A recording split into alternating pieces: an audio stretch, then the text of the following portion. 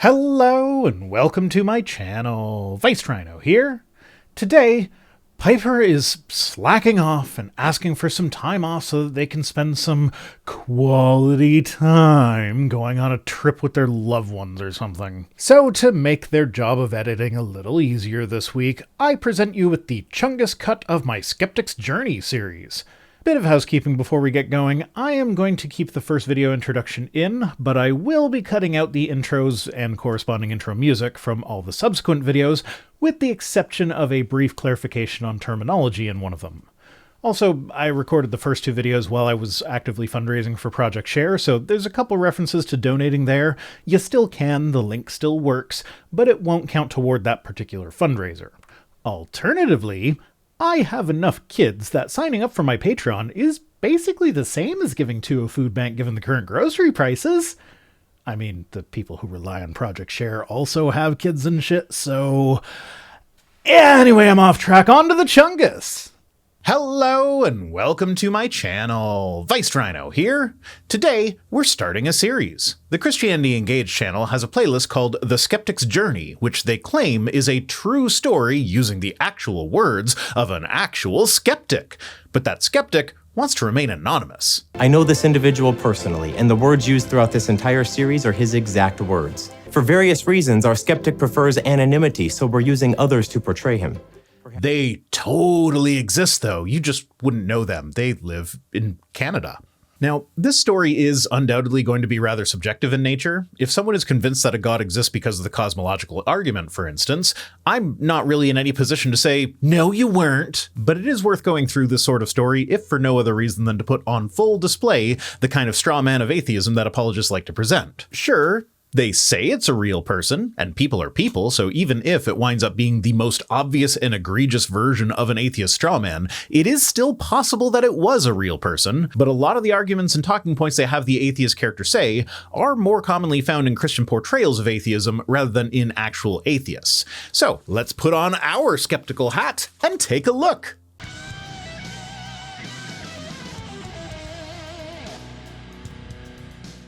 I'm at a point in my life where I need answers. Where do we come from? Why are we here? What is our purpose? Where are we going? I'm going to start with science and logic. I should be able to prove that God is a delusion. I'm at a place in my life where I feel the need for meaning and purpose, so I'm going to set out to prove that God is a delusion using science and logic. I don't see how those things are even connected. Speaking as someone whose entire career is built around questioning God's existence, this isn't the meaning or purpose of my life. This is basically just a hobby that I'm fortunate enough to make a living while doing. But to be fair, he also researched the other side of the debate, the Bible and other religious texts. Well, you'd have to in order to disprove them. Kinda hard to prove something wrong if you don't even know what that thing is. I want to expose religion for its most ridiculous answers to life's most important questions. If the answers were true, would they still be ridiculous? This is something that apologists often get wrong about skepticism. Skepticism is not about disbelieving no matter what. It's about withholding belief until you have sufficient evidence to justify that belief. If the answers that I think are ridiculous actually turn out to be true and there is evidence supporting their truth, then it doesn't matter that I think they're ridiculous. Skepticism would have me believe them. And if I were to hazard a guess, I suspect that that's exactly the issue. There is not sufficient evidence for belief in Christianity. If there were, we wouldn't need to have faith. So a skeptic will not believe in Christianity due to its lack of evidence. Ergo, skepticism must be the same as just offhandedly dismissing the thing that I believe in. Does proof of a miracle exist anywhere? No. The best supported miracle claims are always underwhelming, and the most impressive ones are exclusively supported by eyewitness accounts. Want one with actual documentation? You get stuff like God making a woman's eyesight go from really, really bad to just bad. But if you want one that just relies on you believing based on a person essentially saying, trust me, bro, then you get resurrections, healings, the sun dancing in the sky, direct appearances of God and or angels, and so on. As an intelligent and rational human being, I find it impossible to believe in miracles.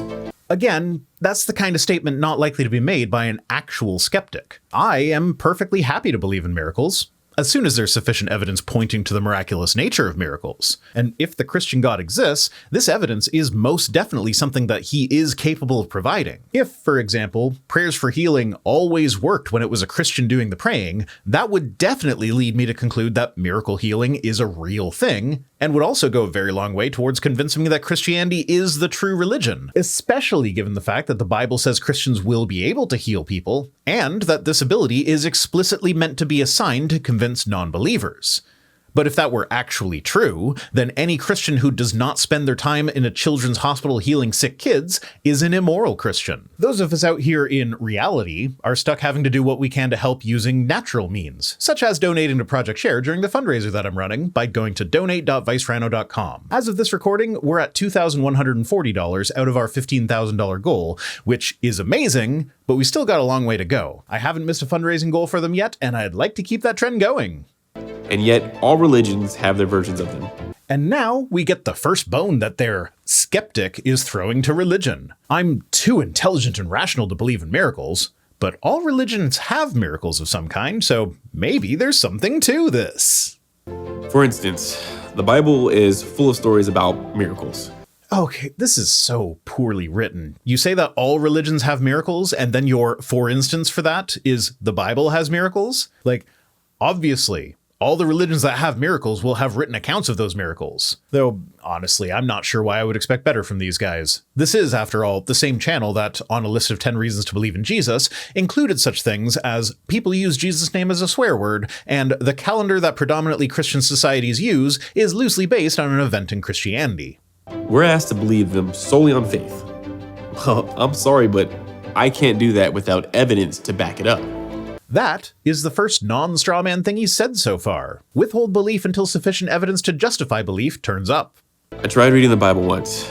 I couldn't get past the first book, Genesis. Well, that's unfortunate, because while Genesis is actually one of the more interesting books and is therefore relatively easy to read compared to other books in the Bible, you don't get to most of the heinous and immoral shit that is found later on in the Bible. I mean, don't get me wrong, there is plenty of fucked up material in Genesis, but the donkey dicks and horse cum don't show up until Ezekiel, so you gotta keep reading if you want to get to the good stuff. It attempts to reveal how the world started, and it asks us to accept the mother of all miracles, creation itself, without any explanation as to how it all happened. It's not so much that it's asking us to accept the miracle of creation with no evidence. It's more that everything we have learned about how the universe got here contradicts the account in Genesis. For instance, Genesis says that the Earth was created before any of the stars. But we know for a fact that this cannot be the case because the Earth contains more elements than just hydrogen, helium, and lithium. Any element other than those three were made in one way or another by stars. So stars necessarily existed before anything that made use of the elements that are made by stars. Now, is it possible that God made the first round of material magically and then set up stars to continue the process? Sure, but that's not where the evidence points, and in order to believe that, you'd have to assume that God set up the universe in a way that would be deceptive to those who study it. I don't see how anyone can believe that. Well, I do, because I used to, and honestly, appealing to God's ability to do literally anything is the only thing that makes creationism even seem remotely believable to its adherents. Otherwise, the mere observation of stars that are more than 6,000 light years away would be enough to make apostates of the lot of them. Well, there you have it. This skeptic believed faith in God is illogical. Perhaps you can relate. I can. The God of Christianity is itself an exercise in logical contradictions, as I've covered in previous videos. No matter where you stand on the spectrum of belief, I invite you to join us in watching the skeptic's journey. He will research answers that science provides, but he will also look at answers from the Bible and other religions. Well, I'm taking bets now as to whether the answers other than the biblical ones are just the common apologist straw men, or whether they are actual legitimate answers. All from an extremely skeptical perspective, and all based on a real-life true story.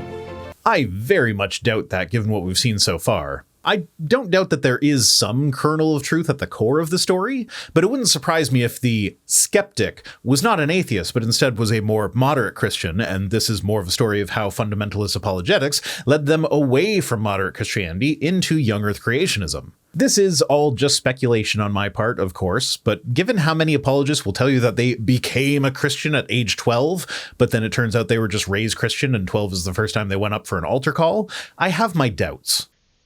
God is a delusion, a fictional character invented to explain our existence before science could. We simply don't need God to explain our universe anymore. That's a bit of a mischaracterization. I don't think we ever needed God to explain our universe. I also don't think that belief in God is a delusion. One of the defining characteristics of a delusion is that a delusional belief is not one that fits in with the culture. And as most people believe in God in one way or another, to say that God belief is part of the culture is pretty non-controversial. Science has all the answers we need. No, it's not that science has all the answers. Science isn't some guy that you go to for answers to your pressing questions. Science is a process. And it is so far the best process that we have come up with for reliably learning about reality. And we have not learned everything there is to learn yet. Hence why science still exists. If science had all the answers, there wouldn't be scientists doing research to figure out more answers. Now that said, over the course of human history, natural explanations discovered through the scientific method have consistently replaced supernatural explanations provided by various religions. And for many people, this consistent pattern is enough to conclude that the supernatural explanations are, at best, unhelpful. At worst, you get things like resistance to the theory of evolution, which is actively hindering scientific progress. So, yeah, science may not have all the answers, but it has reliably provided us with enough answers so far that it is reasonable to trust that it will continue to do so for the foreseeable future. Most of us know that science provides a theory for the original creation of the universe that doesn't involve God. That phrasing is one of the tells that leads me to believe that their skeptic wasn't really a skeptic in the way that they're presenting it. I feel like the person that they're trying to make you believe this person wouldn't phrase it that way. Someone who doesn't believe in God or supernatural creators is very unlikely to refer to the origin of the universe as the creation of the universe. That is an apologetics move, where they sneak loaded language into the discussion in order to make the conclusion of a creator more palatable. Those silly skeptics think it's possible to have a creation without a creator. Isn't that ridiculous? Well, yeah, it is, which is why those of us who don't believe in a creator are very unlikely to call the universe a creation. I firmly stand in the science camp. Though, to be honest, I don't fully understand all of the details about this current theory. So as part of my journey, I decided to research this scientific theory. And unless you can explain all the complex math that you find in the papers dealing with cosmology, I'm not going to take that statement seriously. Now, don't get me wrong, I don't understand that shit either, but don't conflate Googling with doing research. What I do on this channel is Googling. I don't research shit, which is why I've said several times in several videos over the years that you should not trust me as a source of information. I do my best to accurately communicate what I learn, but at the end of the day, I am just some idiot on the internet who sometimes stumbles onto the correct interpretation of a paper that I don't actually fully comprehend. But that's not research, at least not in the academic sense. So I can better understand my own position and explain it to others when asked. Most people who are not in the field of cosmology are never asked to explain their position about the origin of the universe, so it's just weird that that's a thing you feel the need to prepare for. Doing this right now is my job. And I don't think I have ever been asked about my position on the origin of the universe. Not directly at any rate. Plenty of apologists have asked about it in their videos, but nobody has ever asked me specifically to explain my position on it, and I feel like I am far more likely to encounter that question than your average street skeptic. Okay, pedants, I see you. Yes, I have now been asked directly about the origin of the universe in the comment section of the original video where I said that no one has ever asked me that before, because y'all are a bunch of shit disturbers. Maybe you're in the same boat. I turned to a very reliable source of material, Wikipedia. You say that like it's supposed to be a joke, but my understanding is that it has been well established at this point that Wikipedia is actually quite reliable. Yeah, when I was in high school, we weren't allowed to cite it, but I have very rarely come across anything on Wikipedia that is just flat out wrong. And the few times when I have, it's usually a biographical detail about someone's life, not a scientific fact about reality. But yeah, Wikipedia does say that evolution is a real thing that happened, so I can understand why this creationist organization wouldn't trust them. Also, this statement gives us a telling bit of information that we can use to find out later on in the series that this story is just completely made up. So remember this for part 7, I guess. I hope I remember it for part 7, because that would be funny if I made this little prediction and then didn't remember. I found exactly what I needed under Timeline of Cosmological Theories, a list of all the major discoveries and theories about the creation of the universe. And it was in chronological order too, so all I had to do was look at the last theory that all the scientists agreed on. Unlike what he's presenting here, the timeline is not just a list of the various hypotheses about the origin of the universe presented in chronological order. That is a part of it, but as it gets closer to the present, it gets more granular. Rather than broad, sweeping ideas about the cosmos as a whole, it gets into small discoveries that don't necessarily shake up the overall picture, but rather help bring it into focus. For instance, the 1830s was the first time that stellar parallax was measured, marking the first time anyone had measured the distance of an object outside the solar system. That is a very important milestone in our understanding of the cosmos, to be sure, but it is not in and of itself a cosmological model. And while the list is in chronological order, it's not as simple as just scrolling to the last entry and assuming that that's the one that's backed by the scientific consensus to the exclusion of all others. After all, Newton's laws are mentioned in the first half of the article, and I very much doubt you'll find any scientist alive today who doesn't accept Newton's laws. And what's more, the most recent entry on the list as of this recording is that, in 2023, astrophysicists questioned the overall current view of the universe in the form of the Standard Model of Cosmology based on the latest James Webb Space Telescope studies. While not technically untrue, this is where Wikipedia can fail. That presentation is based on sensationalized headlines. Essentially, the JWST found galaxies that are bigger than they should have been, given how old they are. This doesn't actually call the overall validity of the lambda CDM cosmological model into question, which is the current model of Big Bang cosmology with the most agreement among cosmologists, and is commonly referred to as the standard model, but it does call into question our understanding of the aspects of that model to do with galaxy formation in the early stages of the universe. Currently, large galaxies are believed to have first formed by aggregating smaller galaxies, and galaxies of the size discovered by the JWST are not supposed to exist that soon after the Big Bang. There are a few hypotheses that could explain this without abandoning our current understanding. It could be that those particular galaxies happen to be at their peak of stellar formation when we observe them, leading to a higher than expected brightness.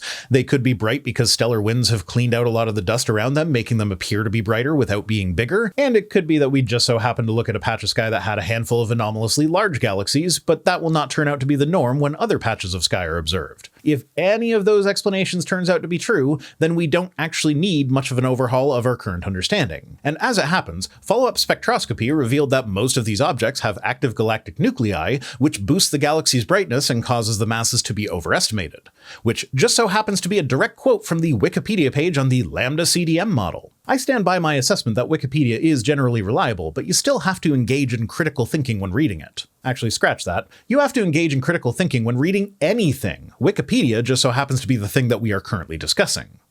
Well, as you may have guessed, this is where things got a bit difficult. No single theory is widely accepted by all scientists. Well, the standard model is pretty widely accepted. Hence the label, standard model. But remember, a scientific theory is a broad explanation for several observed phenomena, and a theory is tested by making predictions. And it just so happens that if you do a search for either standard model or lambda CDM on the Timeline of Cosmological Theories page, you'll find that there are several entries that talk about how various observations are consistent with the standard model. That is, they fit with predictions that are made by that model. But the thing is, the actual origin of the universe pre-Big Bang is such a difficult thing to study that we have to work with models that use math to describe our observations. And the problem here is that there are overlapping predictions in the various cosmological models. Every model that is still under consideration today will have to match the predictions made by relativity, for example. So while there is not universal agreement about exactly which cosmological model is actually the correct one, there are some pretty big points of agreement among all cosmologists.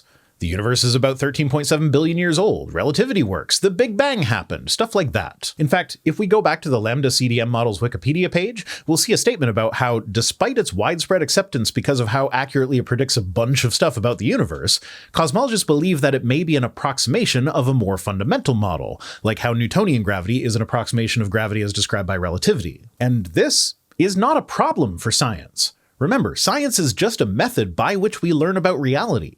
The fact that there are unknowns is what makes science possible. If you find a wide disagreement among experts in a particular field, then congratulations! You found an area of active research where big discoveries can still be made. That is exciting, wouldn't you say? I mean, I guess you can just give up and shove God into that knowledge gap, but we aren't going to learn more about the universe with that kind of an attitude. And in fact, these theories changed more than the latest fashion trends.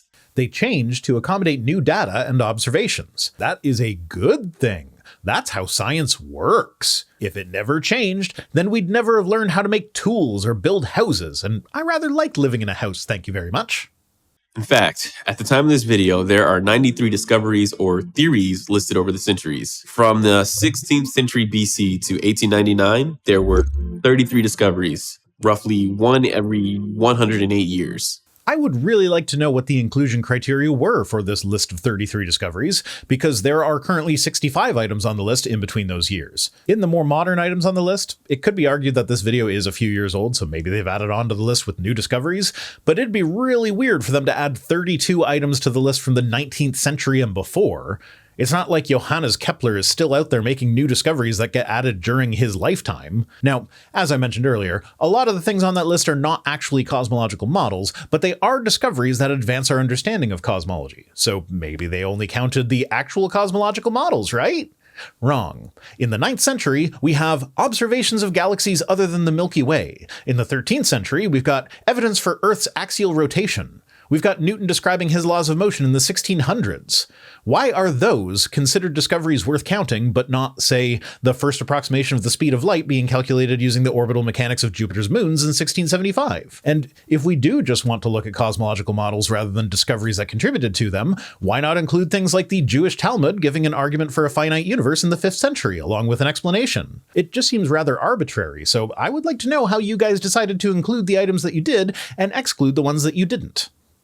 But from 1900 to 2016, there were 78 theories, roughly one every 1.9 years. I counted 74. That's close enough to 78 that I'll assume that either I undercounted or you guys overcounted, or some combination of the two. Point is, you exclude half of the entries from before the 1900s for what appear to be completely arbitrary reasons, but then you include nearly everything since 1900? I will also note your looseness with the terminology. You've been popping back and forth between calling these discoveries and theories. Discovery and theory are not synonyms. Discoveries are part of theories, and theories contain multiple discoveries. Also worth mentioning is that the 2016 discovery that you stopped at was the direct detection of gravitational waves, which was a confirmation of predictions made by the theory of relativity. Relativity was also on the list. It was first published in 1915. Are you counting the theory of relativity as one theory, and then a discovery that confirmed relativity as a different theory? Why would you do that? I'll tell you one thing, if this skeptic story is actually true, he wasn't a very good skeptic. Also, to add on to my thing about how we know this isn't really a true story, keep the year 2016 in mind. It's curious that they stopped there. That's a lot of change. Yes, it is. Are you suggesting that this rate of change means that the modern cosmologists are less likely to be correct than, say, the cosmologists of the 1500s who were still arguing over whether the Earth or the Sun were the center of the solar system and or universe? But also, our scientific understanding of things started progressing rapidly around the same time as the scientific method was formalized. This is not evidence against the things that we have discovered using science. Rather, this is more supporting evidence for the idea that the scientific method is the best way to learn about reality. And this is not constrained to cosmology. Everything from agriculture, geology, physics, computer science, aviation, and whatever other field of science or technology you care to think of went through a similar pattern of very, very slow progress before the 19th and 20th centuries, followed by whiplash-inducing amounts of progress since then. Historically speaking, it really wasn't all that long ago that a doctor would drain your blood in order to balance your humors if you were sick, just like they would in ancient Greece. But today, we're seeing clinical trials of eye implants that restore the vision of people with age-related macular degeneration. That is a culmination of rapid technological advancement in several different and completely independent fields of research. But are you really going to tell the people in the trial that no, they actually couldn't see because the science was changing too rapidly, so the scientists clearly have no idea what they're on about? Obviously not. And as I mentioned before, no single theory is widely accepted by all scientists. Well, just as one example, the theory of relativity is on your list, and I don't know of a single scientist who doesn't accept that one. Believe it or not, this was not the most disappointing news of all. No, I believe it. But I believe it because it's not even a little bit disappointing. If anything, it's exciting. Yay! We get to make new discoveries because there's still shit we don't know. Recent discoveries show that all the stars, all the planets, all the galaxies, all the matter only make up about 4% of the entire known universe. So if we look at this list that he says has too many items showing that scientists don't agree on shit, the proposal that the universe is dominated by dark matter happened in 1982. Its first mention was in 1933. Evidence that there were substantial amounts of it showed up in 1970. Simulations show that cold dark matter matches our observations about reality while hot dark matter does not. And in 2005, the baryon acoustic oscillation feature in the galaxy distribution was detected, which was the confirmation of a prediction of the cold dark matter models. According to what you said right before this, not a single item on the list is widely accepted by cosmologists. So there you go. If we use your logic, dark matter isn't a problem for cosmology because cosmologists don't widely accept anything about it. It's interesting just how quickly all this stuff falls apart if you actually pay attention to what they're saying. I guess I wasn't supposed to go look at the list for myself. I was just supposed to trust that they weren't lying about it. Seriously, everything that we can see in the observable universe extending to the deepest galaxy in space only makes up about 4% of the entire known universe. The remaining 96% is made up of dark matter and dark energy. And by their own admission, scientists have no idea what it is or how to study it because it can't be seen, touched, or interacted with.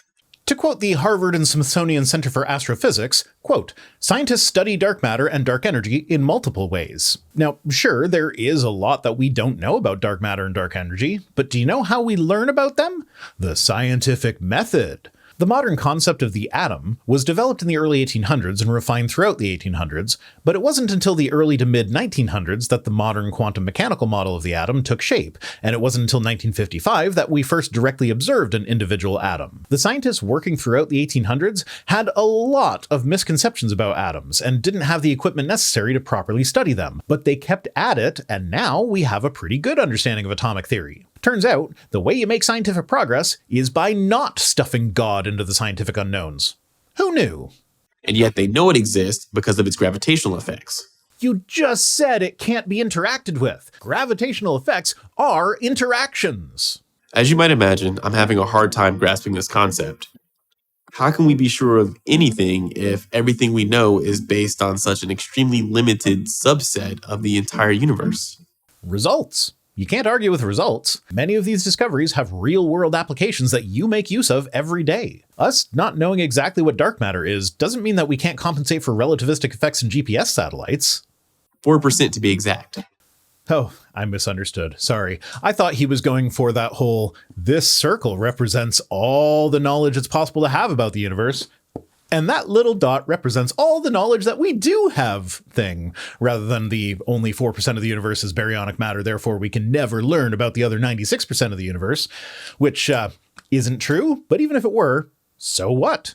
There's still lots that we do know about that 4%, and there's still lots to learn about that 4%. I thought science would have an ironclad explanation for me. Well, then you don't understand how science works, because, to repeat myself by echoing this reiteration, science is all about learning new shit. If we already knew all the shit, there'd be no new shit to learn, so science wouldn't be a thing that we'd do. Unfortunately, I had to conclude that science does not have a single strong answer for the creation and understanding of our universe. Why would you expect such a complicated and massive topic to have a single simple answer? I mean, assuming this is actually a skeptic speaking, I know why a Christian apologist would think that. God did it is quite a simple answer to that whole thing, after all. Unfortunately, it's an answer without substance. It doesn't actually explain anything about the universe. It doesn't help us progress in our knowledge or technology or anything. If anything, it hinders such progress. So, yeah, another point in the this isn't a real story bucket. And, in my opinion, has actually taken a step backward with the apparent discovery of dark matter and dark energy.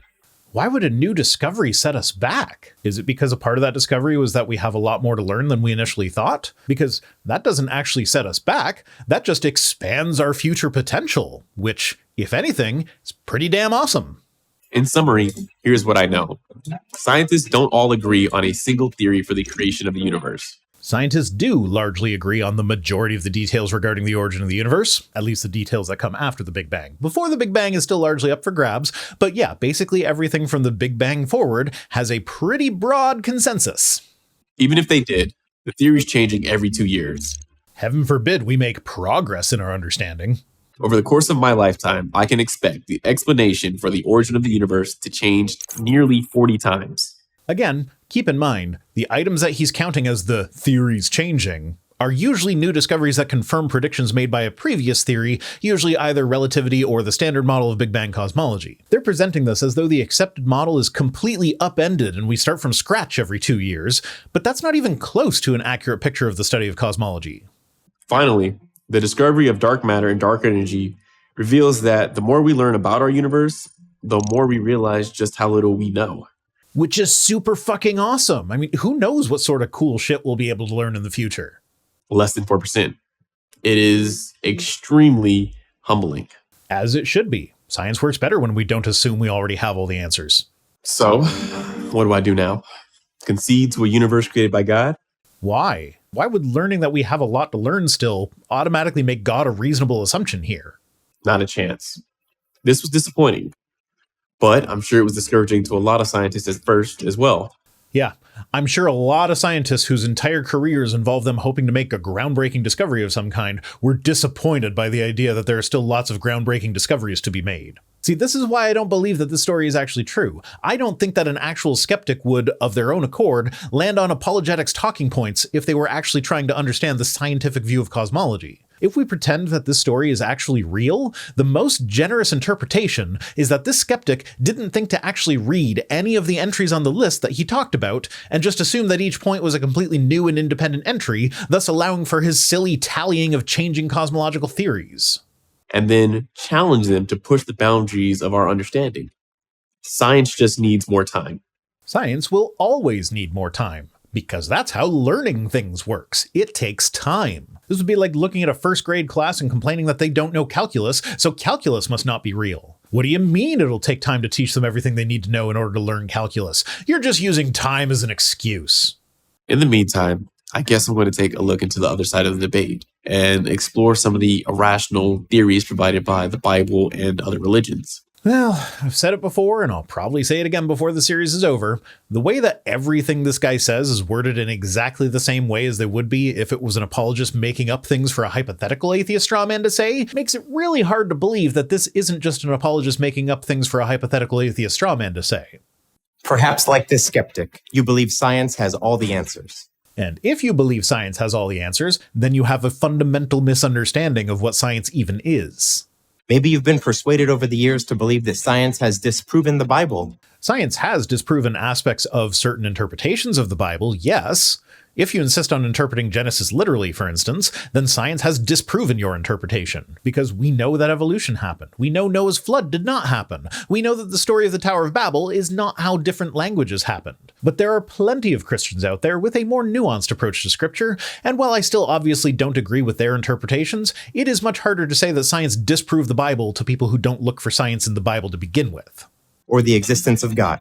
Science can't prove that God does not exist, because God is not a testable claim. Now, that said, there is a lot of science that has been done that we would expect to have different outcomes if God were real. For instance, one study on the effect of prayer on patients recovering from cardiac bypass surgery split patients into 4 categories: those who were being prayed for and were uncertain if they were being prayed for, those who were not being prayed for and were uncertain if they were being prayed for, those who were being prayed for and knew it, and those who were not being prayed for and knew it. There were no major differences between any of the groups. But there was one minor difference. The people who were being prayed for and knew about it were slightly more likely to experience complications during their recovery. If God were real, we wouldn't expect prayer to actually be slightly harmful. Unless that God is malicious, of course.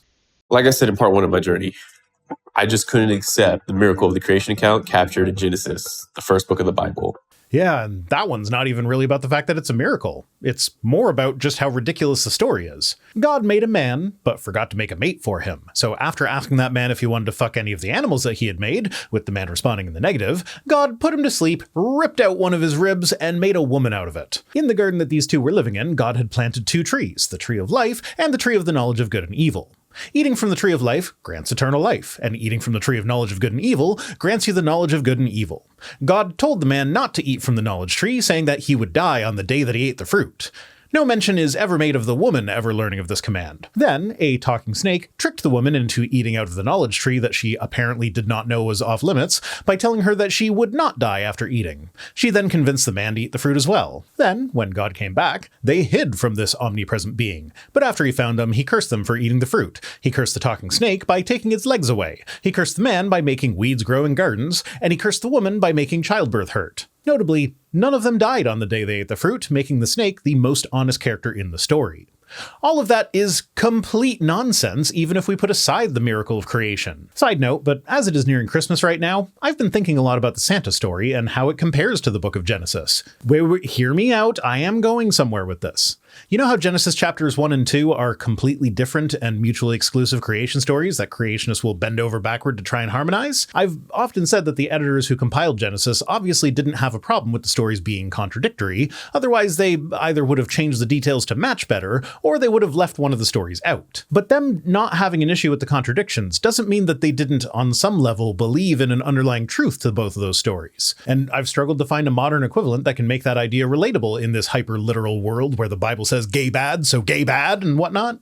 But Santa kind of fits perfectly, doesn't he? Most kids believe in Santa for a good chunk of their lives, and most adults can at least remember believing in Santa at one point or another. And while holding on to the belief that the Santa guy is real and that there are truths contained in the stories about him, you can simultaneously watch different and completely contradictory Santa movies without the contradictions jarring you to a point where you no longer believe. The Santa in Arthur Christmas is very different from the Santa in Klaus, yet kids can watch both movies and come away with a belief in Santa that is just as strong as before they watch the movies. And a lot of times, Santa movies take the shape of a morality play. There are lessons to be learned from the stories, and ultimately, the lesson is the important part of the story, not the details as to exactly who Santa is, where he came from, what method he uses to travel to so many houses in one night, and so on. Klaus is about how people can change and grow, and often this begins with a single person performing an act of kindness.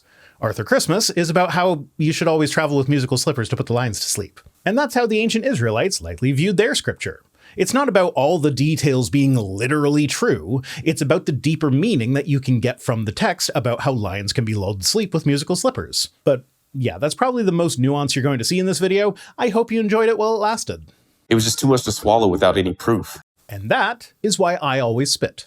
But I learned in part 2 that science doesn't currently have a single concrete answer yet. So I decided to look further in the Bible, mostly to prove that there's no facts that can be verified in support of the Bible's miraculous claims. And if we're taking the stories in Genesis literally, then that is true. There aren't. Best you can really do is whip out the Kalam cosmological argument in order to say that the universe has a cause, and then do some major logical leaping to convince yourself that the cause is God. I learned that Genesis is just one of 66 books of the Bible. You didn't know that there were more books in the Bible than just Genesis? What kind of a lousy skeptic are you? Actually, I guess that shouldn't really be surprising, as in order to believe that he was being sincere in the last video, we'd have to first assume that he cannot read and is garbage at counting. So yeah, not surprising that he miscounted the books in the Bible. That said, there's 66 in most Protestant denominations, but if we look at the various other sects, both modern and historical, the collection of books known as the Bible has contained anywhere from a meager 5 books to a bloated 84 books. Limiting it to the modern denominations, the most common collections are 66 for Protestants, 73 for Catholics, and 81 for the Ethiopian Orthodox Church, with a few other Orthodox denominations having between 75 and 84 books. And this is, itself, evidence against the existence of the Christian God.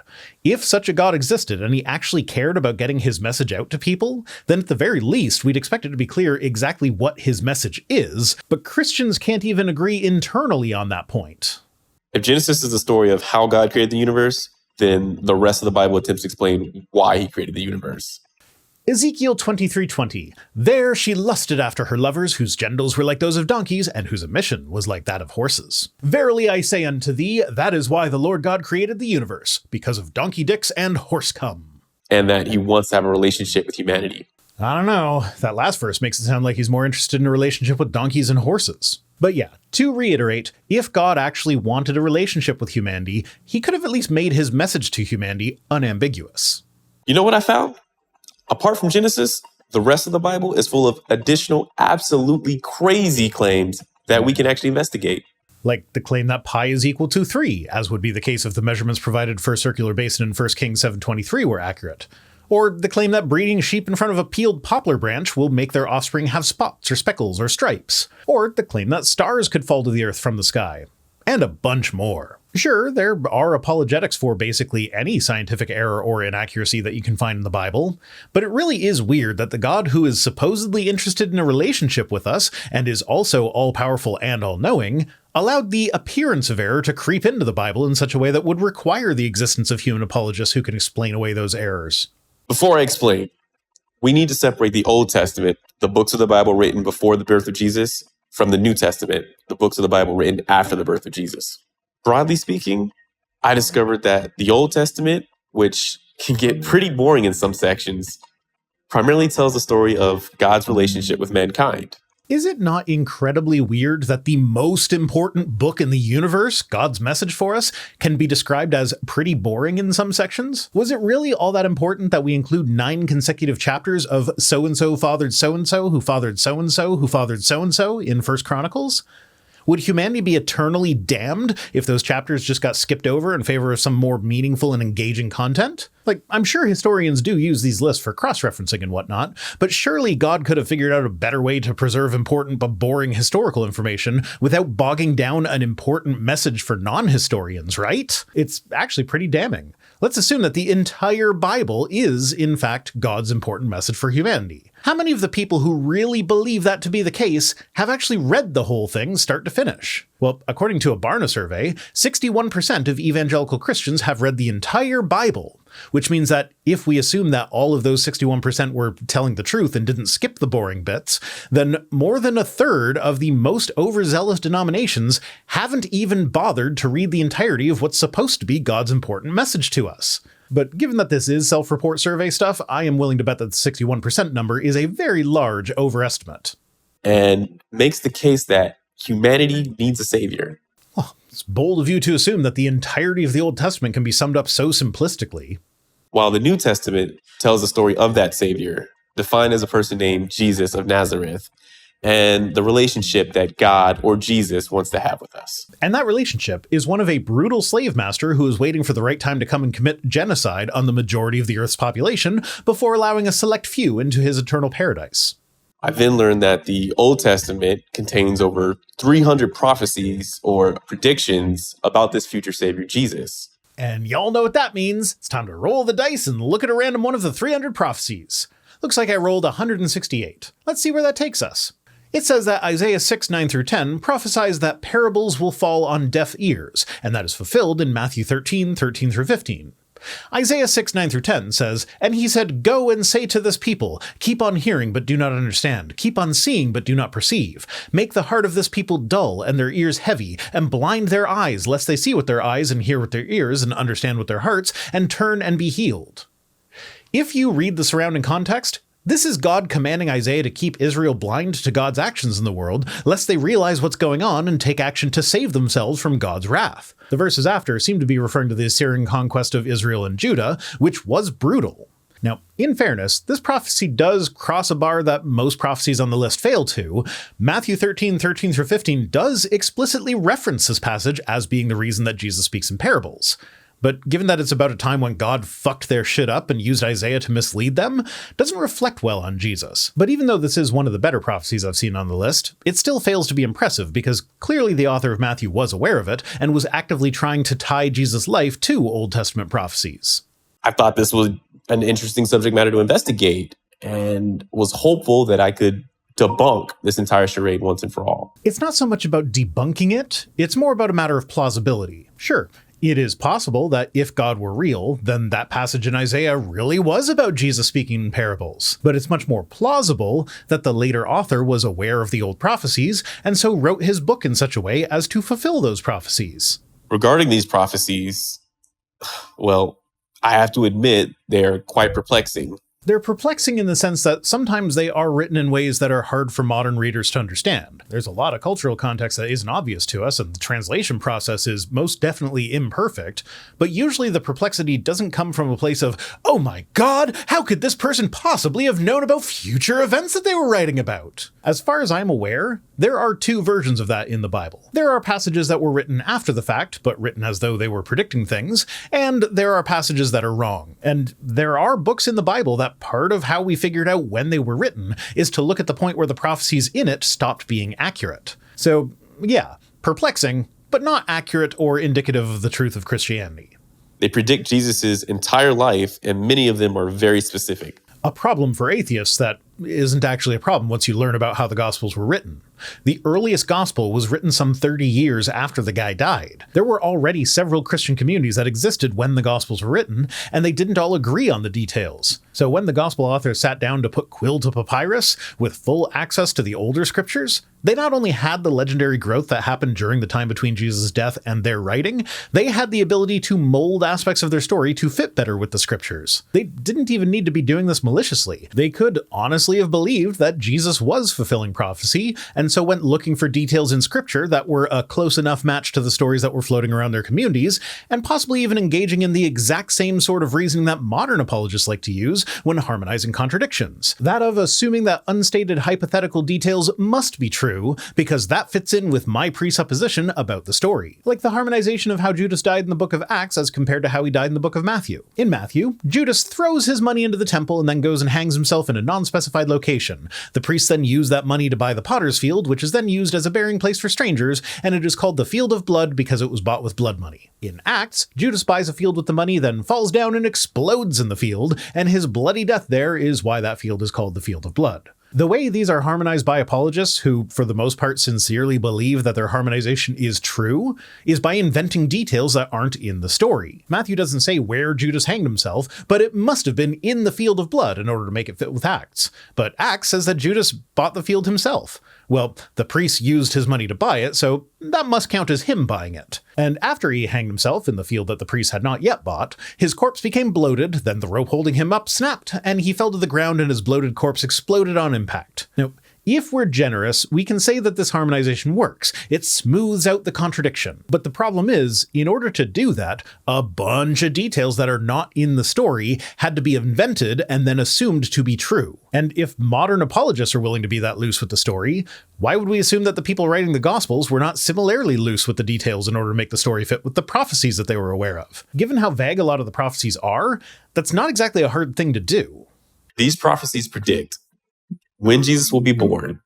I'm not going to go too deep into this one, but it is worth mentioning that a quick skimming of the Wikipedia page for the prophecy of 70 weeks, which is the one found in Daniel 9 that he's referencing, makes it quite clear that this prophecy is in no way unambiguous. Firstly, if we take the words of the prophecy literally, the opening verse of chapter 9 gives us a starting point for counting, the first year of the reign of Darius the Mede, which, according to other spots in the Bible, is the first year after the Babylonian kingdom is overthrown, which is 538 BCE. If we then calculate all the weeks that he lists in the prophecy, the end of the prophecy is less than 3 years from the beginning, taking us to 535 BCE, notably a little bit shy of when Jesus was supposed to have been born. However, based on a comparison with a similar prophecy in Jeremiah, scholars largely agree that these weeks are actually what are called weeks of years, so 1 week would actually be 7 years. With my earlier calculation, this gives us 1,001 years, taking us to the 5th century CE, which is way too late. But clearly I counted wrong. I counted the initial 70 weeks in the total, when that was actually supposed to be him giving the total in advance,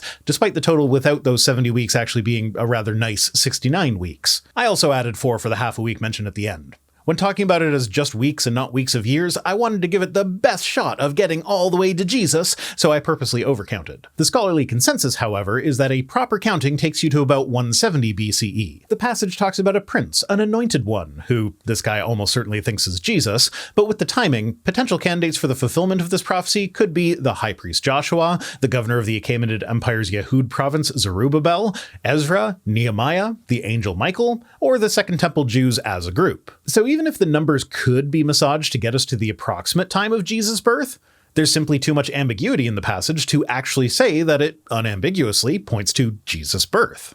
That he will be a descendant of Abraham and King David. For that, he's listing Genesis 12:3, Genesis 28:15 through 18, and 2 Samuel 7:12 through 16 as the prophecies. Genesis 12:3 is God saying that he's going to bless Abraham. It's short, let's just read the whole thing.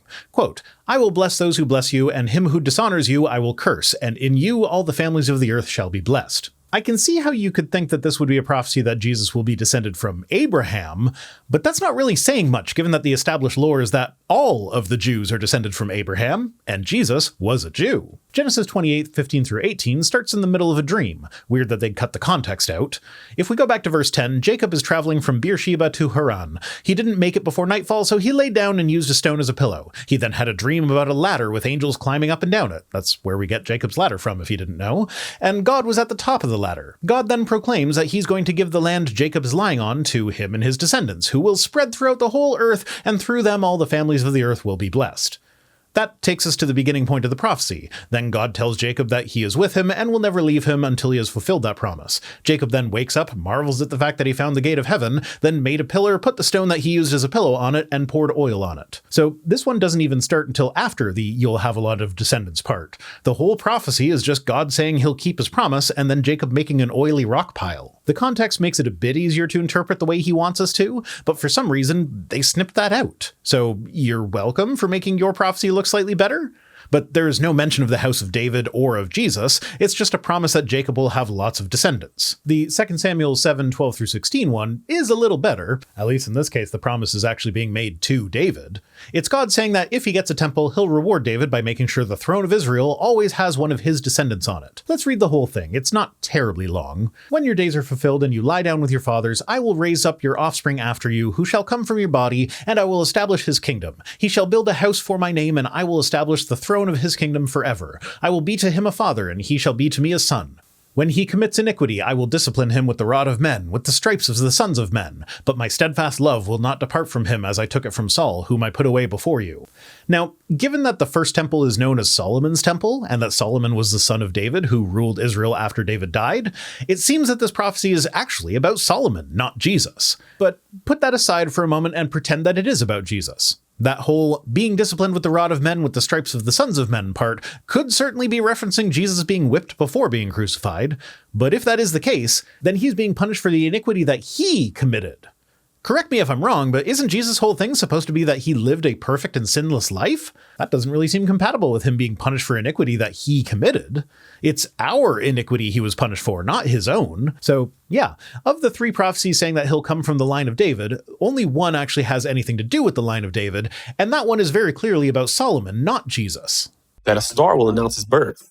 Numbers 24:17 is supposed to be the prophecy for this one. It says, quote, "I see him, but not now. I behold him, but not near. A star shall come out of Jacob, and a scepter shall rise out of Israel. It shall crush the forehead of Moab and break down all the sons of Sheth." I can see how the first half of that could be about Jesus, but tell me, when did Jesus crush the forehead of Moab or break down the sons of Sheth? Again, context is key. This is a prophecy of Balaam, the guy with the talking donkey who was asked to curse Israel for Balak, who wanted to conquer them. Balaam angered Balak by prophesying about Israel's military success. If we keep reading to verse 19, it continues, quote, "Edom shall be dispossessed, Seir also, his enemies shall be dispossessed. Israel is doing valiantly, and one from Jacob shall exercise dominion and destroy the survivors of cities." So, if this prophecy is about Jesus, then Jesus is a villain of Hexethian proportions, slaughtering the survivors of a military attack. Is that a thing that Jesus is known for having done?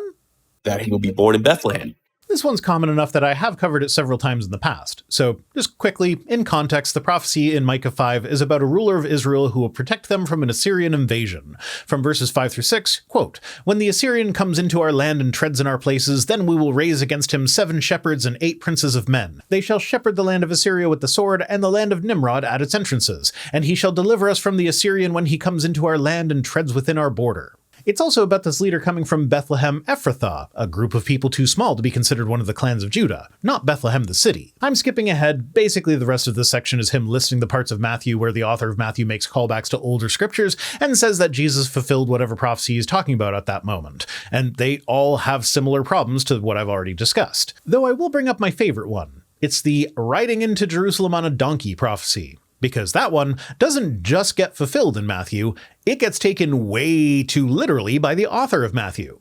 The prophecy says that he'll be mounted on a donkey, on a colt, the foal of a donkey. This is pretty clearly talking about one young male donkey, but it could be interpreted as him riding in on a donkey whose age and sex are indeterminate, as well as on a colt. So Matthew took that interpretation and ran with it, resulting in Jesus doing some trick riding in order to be able to be on 2 animals at the same time.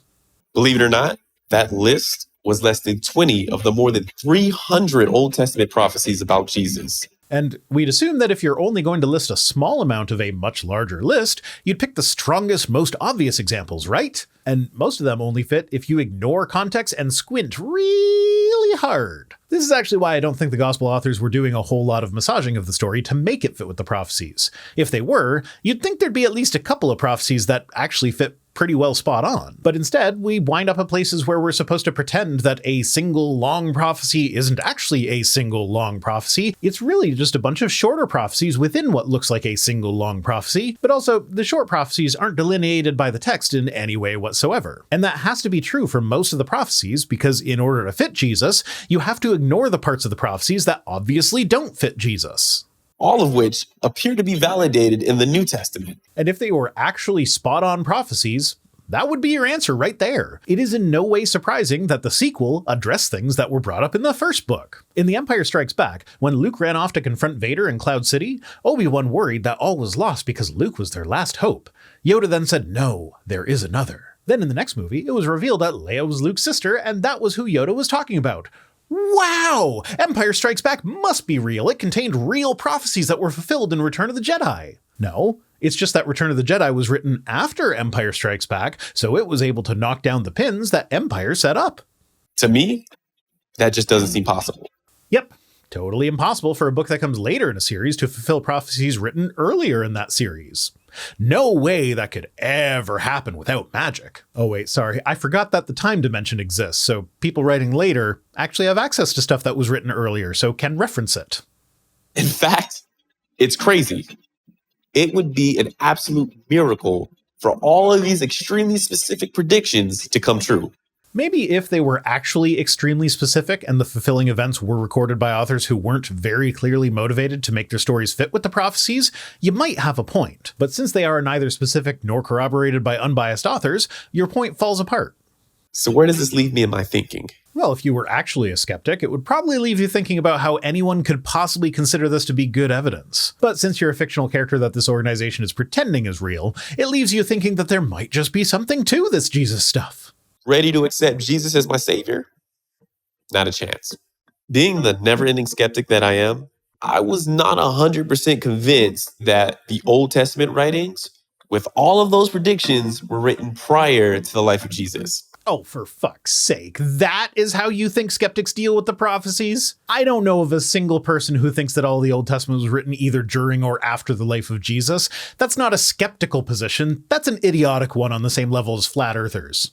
We're talking about documents that are thousands of years old. So I'm reasoning that they had to have been written or altered after his life. I think these guys are just confused about the fact that the earliest biographical details of Jesus' life come from books that were written decades after his death, and do show clear signs of having been altered over time. That is not an accusation that the Old Testament was altered to fit Jesus. If that were the case, you'd expect the prophecies to actually, fit. But it is a bit of a problem for those who hold to biblical inerrancy. How can the Bible be inerrant when it demonstrably contains errors? Don't believe me? Just read the footnotes in your Bible. Many of them talk about differing manuscript traditions, with some of the most egregious examples being things like the ending of Mark being completely absent from the oldest and most reliable manuscripts, and the late edition of the story of the woman caught in adultery. Well, in 1946, by the Dead Sea of Israel, archaeologists discovered an entire set of manuscripts called the Dead Sea Scrolls. A complete and accurate copy of the Old Testament that was carbon dated by two independent, non-Christian scientific teams in the 1990s. And astonishingly, both teams determined that the scripts were written prior to the birth of Jesus. The Dead Sea Scrolls are a collection of somewhere around 1,000 manuscripts that were found all in the same general location over the course of about a decade. Many have been carbon dated, and the date ranges for the various documents stretch from the 3rd century BCE to the 1st century CE, meaning that some of them were indeed written after Jesus. This does not mean that they were changed to fit with the story of Jesus' life, of course, but it is always worth mentioning that their fake skeptic is really bad at the most basic level of skepticism. The apparent miracles of these prophecies coming true certainly piqued my interest. And actually caused me a lot of confusion. It is so confusing that books written later reference books that were written earlier. I know that's a really hard concept to wrap your mind around. I still wonder whether Jesus and his parents modeled his entire life around these prophecies as a hoax. Not even remotely necessary. The people writing stories of a long-dead guy could very easily massage the stories to fit in with the prophecies. That's actually likely why there's two mutually exclusive birth stories. It was known that this Jesus guy was from Nazareth, but the prophecies say that the Savior is coming from Bethlehem, so how do we deal with that? Well, in one, they live in Bethlehem, Jesus is born, Herod finds out about it and wants to kill him, so he orders all the babies under the age of 2 to be slaughtered. Joseph and Mary flee to Egypt before moving back to Nazareth, so that they can fulfill another prophecy on the way about God calling his son out of Egypt. As a bonus, this turns Jesus into a Moses-like character, mimicking the story of Moses' birth. In the other story, they live in Nazareth, go to Bethlehem for a census, hang around there for a couple months until Mary's done with the time of purification after giving birth, then go back home to Nazareth. Both of these convolutions appear to have the intention of making it make sense that a guy from Nazareth would come from Bethlehem, but they go about it differently, which points to the fact that very little, if anything, is actually known of Jesus' backstory, and different communities had different traditions. Joseph and Mary didn't have to plan all that out to make it fit with prophecies, the details just got filled in after his death as time went on. Is that even possible? Not to the degree that you think would be necessary, but there are certainly some things that would be possible, like his riding into town on a donkey. Wouldn't be terribly difficult for Jesus to have actually been familiar with that prophecy and so made a point to do that at some point. But yeah, I very much doubt that Mary and Joseph would have moved their kid to Egypt and then to Nazareth with the hope that one day they could trick people into thinking that he was the savior.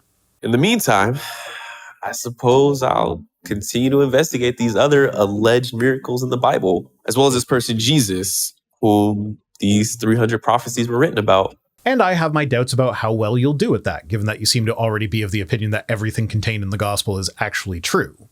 Do you believe in miracles? Where you from? You sexy thing, you. No matter where you stand on the spectrum of belief, I encourage you to continue with us in viewing the skeptic's journey. A true story. Well, I stand by my assessment that this isn't actually a true story, and its main goal seems to be to comfort believers with the idea that their religion has all sorts of evidence backing it up, rather than actually presenting that evidence. Because anyone with even a moderate amount of skepticism will see right through all of the arguments being made here. I'm not a Christian. I don't believe Jesus was God. In fact, I'm not even sure he existed. Okay, so this installment in their series is called Was Jesus a Fake? My expectation was that it was going to be an attempt to explain away the miracles that Jesus did, while still credulously accepting that the Gospels were accurately recording things that happened. So instead of Jesus didn't feed thousands of people with just a couple fish and loaves because that's not a thing that's physically possible, he'll go with, how can Jesus have fed thousands of people with just a couple fish and loaves without actual magic happening? And then conclude that he couldn't, therefore Christianity is true. Or rather, since they're trying to keep him skeptical at the end of every episode, Jesus did actual magic, but I'm still not convinced of Christianity. But maybe I'm wrong. Maybe this whole video will be about mythicism, and we'll be operating under the assumption that everyone who is not a Christian thinks that Jesus never existed. In which case, it might be another short one, because while I certainly do pal around with people who are mythicists, it's not a position that I hold, nor do I find it particularly interesting. And if he did, the man had to be a fake. Not necessarily a fake. Apocalyptic preachers were all over the place in first century Judea. It is entirely possible that Jesus fully believed in the apocalyptic message that he was preaching. But then after his death, the story about him grew to a point where it cannot possibly be true. Not in its entirety, at any rate. Jesus doesn't have to have faked anything for the story that grew around him to be fake. Like I said in part 1 of my journey, I couldn't accept the miracle of the creation account captured in the book of Genesis. It was too much to swallow without any proof. But it's not just that there's not any proof, it's that there's plenty of proof that it's not true, at least as written in Genesis. The thing is, as to the actual beginning of the universe, there are still enough unknowns that you can find one to shove God into in a vague sort of way. The Big Bang happened, so God is the Big Banger, and all that. But Genesis doesn't say that a vague God did vague creating, it gets specific. And if we take it literally, it is quite wrong. Most obviously, in the order of creation. In Genesis, the earth comes first, then the sun, then the stars. But out here in reality, that's pretty much exactly backward. Stars had to come first because the earth is made of a lot of material that was made through stellar fusion. So stars came first. Then the sun, which is actually just a star that is significantly closer to us than all of the other ones. And then finally, the Earth. So yeah, maybe we can't prove that there is no deistic creation god of some kind, but if such a being exists, it ain't the Christian God. But in part 2, I learned that science doesn't currently have the concrete answers I'm looking for either. So in part 3, I delved into the Bible and researched the Old Testament prophecy about this promised savior. And in that one, we learned that this supposed skeptic wasn't even aware that the Bible contained more books than just the book of Genesis, and that level of ignorance seems to be fairly consistent throughout the series. And how the New Testament supposedly fulfills those prophecies in the life of Jesus. And he was baffled at the idea that later authors could reference earlier writings, just as any good skeptic would be. This was extremely perplexing because the Old Testament was verifiably written before he was born. And the fact that these hundreds of extremely specific details could be realized in one person is just mind-blowing. Notably, in that video, he did not actually provide much in the way of extremely specific details. It was all stuff like, this book in the Old Testament mentions a star, and there was a star at Jesus' birth. Or, this prophecy says that an important figure will be born sometime around 170 BCE. That's only a little bit more than a century and a half away from when Jesus was born, so it must be about Jesus. I am very confused. End of sentence, we know. Jesus had to be a fake. Either his entire life was modeled to fit the storylines of these ancient prophecies, or his life itself is one big lie. Not so much one big lie as a bunch of smaller legends that were molded by the communities during oral retelling to fit the important stories and prophecies that they were already familiar with. This is a normal thing that humans do all the time. Why would it be any different for the story of Jesus? Hell, apologists are still doing it with the story of Jesus. Anytime there's a contradiction between the Gospels, apologists are happy to completely invent details that are not made evident by any of the stories in order to smooth over the contradictions. Also, people often exaggerate and invent details in stories that they are retelling when they want you to believe that the story they're telling is true. Just look at the pastor in last week's video with his story about a college freshman in her women's studies course being told throughout the entirety of every class that Christianity is dumb and you're dumb for believing in it. There is zero chance that it actually happened like that, but I guarantee that a not insignificant number of people in his congregation believe that that's exactly how it happened. I'm sure there was a kernel of truth somewhere in the story, but it has been so distorted as to effectively be entirely fiction at this point. And the preacher likely convinced himself that he was only exaggerating a little bit here and there for effect. It's for a good cause of saving souls anyway, so it'll work out okay in the end. Given that we can see this sort of thing happening today, why would we assume that it did not happen in the 30 or so years between when Jesus died and when the first gospel was written? And let's not forget that the video I'm responding to right now is engaged in the same behavior, so something stones, something glass houses? So I decided to research the life of Jesus and the alleged miracles he performed. All right, it's looking like my initial assessment was correct. We're going to assume that the Bible accurately records the things that Jesus did, and then try to find naturalistic explanations for them rather than believing that they were miracles. When, in reality, the more plausible scenario is that human authors, writing after several decades of legendary growth had happened, were just writing things down that were part of the legend, but that didn't actually happen in reality. But I didn't want to use the Bible as my only resource because I don't believe in miracles, and I certainly don't believe in ancient prophecies fulfilled. I started by asking the question of whether Jesus even existed. Fuck's sake, man, make up your mind. I guess my initial assessment was wrong. There's a lot of filler material in this episode. It would be the simplest explanation if the New Testament was a made-up story to fulfill the Old Testament prophecies. At least he's come around from the ridiculous claim that the Old Testament was either written or modified after the life of Jesus in order to make it fit with him. The New Testament writers would be free to describe these miraculous events and attribute them to someone who never even lived. I was curious whether any other major religions mentioned Jesus, and I was surprised to find that Jesus is mentioned in the Jewish Talmud and the Quran. Regarding the Talmud, to quote Professor Daniel Lasker's summary of rabbinic scholar R. Travers Herford's position on the matter, quote, "The Talmudic Yeshus do indeed refer to Jesus of Nazareth, but the citations concerning him reflect non-historical oral traditions which circulated among Jews and are not based on the written Gospels or other more authentic records of the life of Jesus. One can learn nothing about the historical Jesus from rabbinic accounts. At most, one can learn from them something about rabbinic attitudes towards Jesus. In sum, the Talmud does make reference to the Christian Jesus, but has nothing to offer the searcher for the historical Jesus. As to the Quran, I'm not sure why we'd take the word of a book written hundreds of years after the life of Jesus as an authority on the life of Jesus, especially when the Quran explicitly states that Jesus was not crucified. Quran 4:157 says, quote, "That they said in boast, we killed Christ Jesus the son of Mary, the messenger of Allah, but they killed him not, nor crucified him, but so it was made to appear to them, and those who differ therein are full of doubts with no certain knowledge, but only conjecture to follow, for of a surety they killed him not." For my part, the most convincing evidence for me that the character of Jesus in the Bible was actually based on a real guy is the account in Galatians 2 of Paul visiting James, Peter, and John in Jerusalem and publicly calling out Peter for hypocrisy. If Jesus were just made up, then it's weird that not only do some of his more prominent disciples exist, but also that one of the most powerful figures in early Christendom would have public beef with them. Surprisingly, Islam's religious text goes into unexpected detail about the virgin birth, Jesus being sent by God, and performing miracles. Islam is to Christianity what Christianity is to Judaism. Being surprised that Muslims believe in at least some of the supernatural elements of the Jesus story would be like being surprised that Christians believe that Moses split the Red Sea. Muslims apparently don't believe Jesus was God, but they do believe he was a true prophet who performed actual miracles. Yes, one that was sent by Allah. Do you accept that part of the story? Why are you picking and choosing? Or is this where you suddenly start to understand that an ancient text is not considered reliable as a whole, but is evaluated on a claim-by-claim basis? Weird that you only seem to grasp that when it works in Christianity's favor. While this was surprising, the Quran was written hundreds of years after Jesus' time, and probably had to deal with stories about him some way because by then, Christianity was already well established.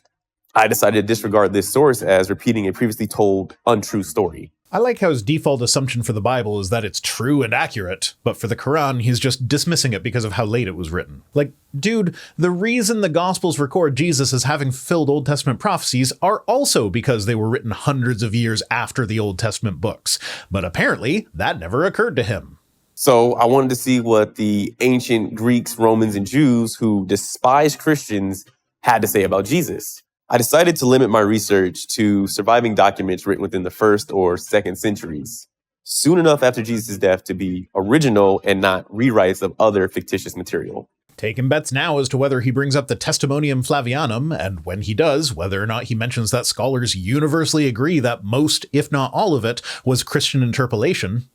I was actually able to find many sources that fit this requirement, including ancient texts from a Roman senator, Tacitus, a Jewish priest and historian, Josephus, and a Greek satirist, Lucian, as well as several others.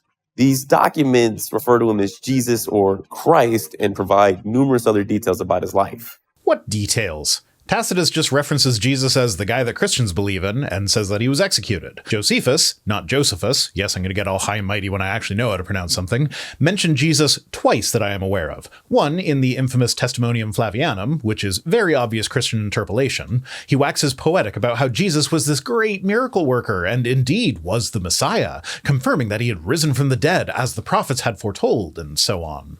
Scholars that accept this passage as authentic are in the extreme minority. Most of the debate surrounding it is about just how much of it is Christian interpolation. The second mention is the story of the high priest Ananus, which I'm sure is pronounced Ananus, but it's spelled Ananus, and his behavior in the story kind of matches that name, so that's what I'm going with.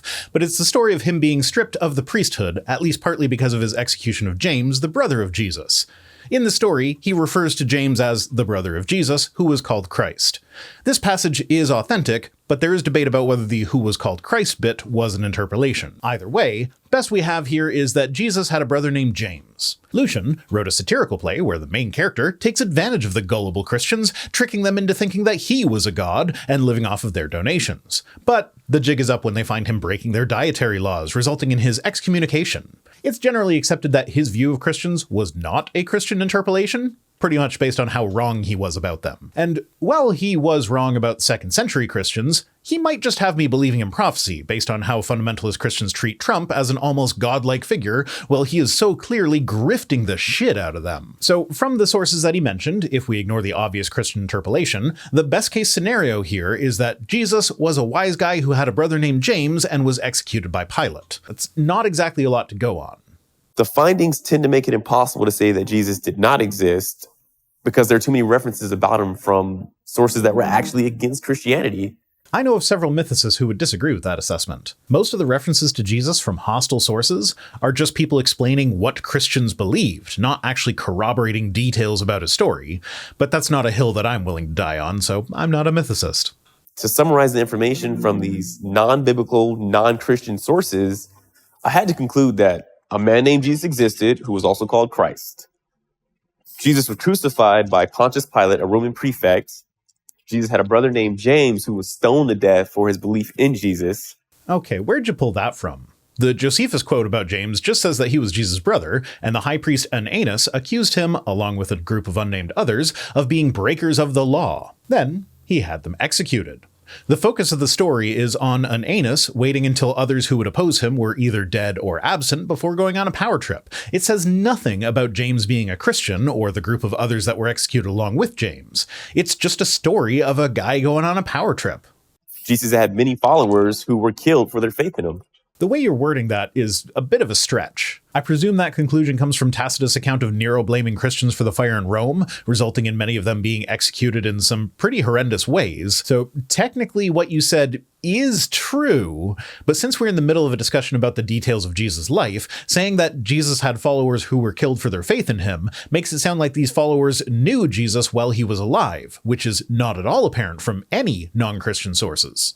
Now, what I find even more troubling is that some of these texts actually mention the miracles Jesus performed.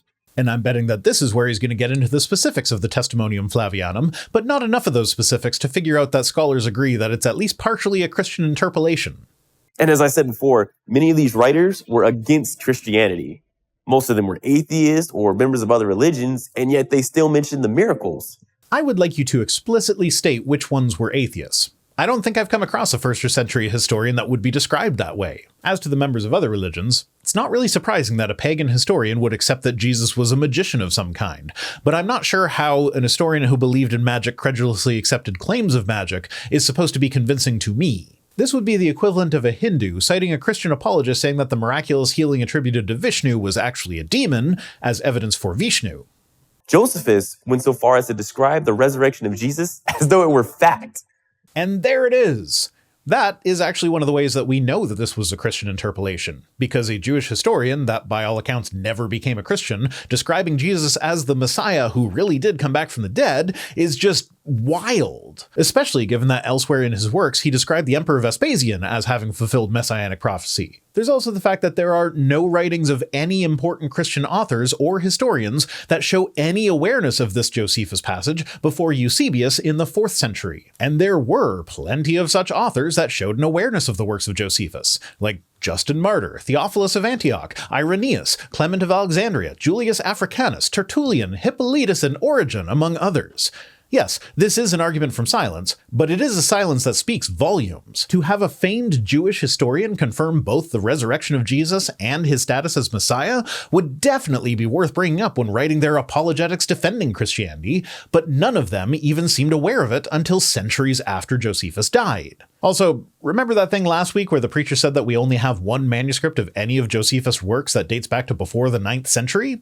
It wasn't true. There are several Latin manuscripts that go back to the 6th century, but the oldest manuscript that actually contains the Testimonium Flavianum is from the 11th century. And one of the interesting things about Josephus is that his works were not generally copied by Jewish scribes, either because they considered him a traitor, or because he wrote in Greek, which fell out of favor with Jewish scribes shortly after he died. So the only surviving copies of his works were preserved by Christian scribes, who thought his work important as it provided the details of lives of several figures that make brief appearances in the New Testament. Given how loose the Christian scribes were with the copying of letters and books that they thought of as scripture, I would be surprised indeed if the works of Josephus made it through the copying process completely unscathed.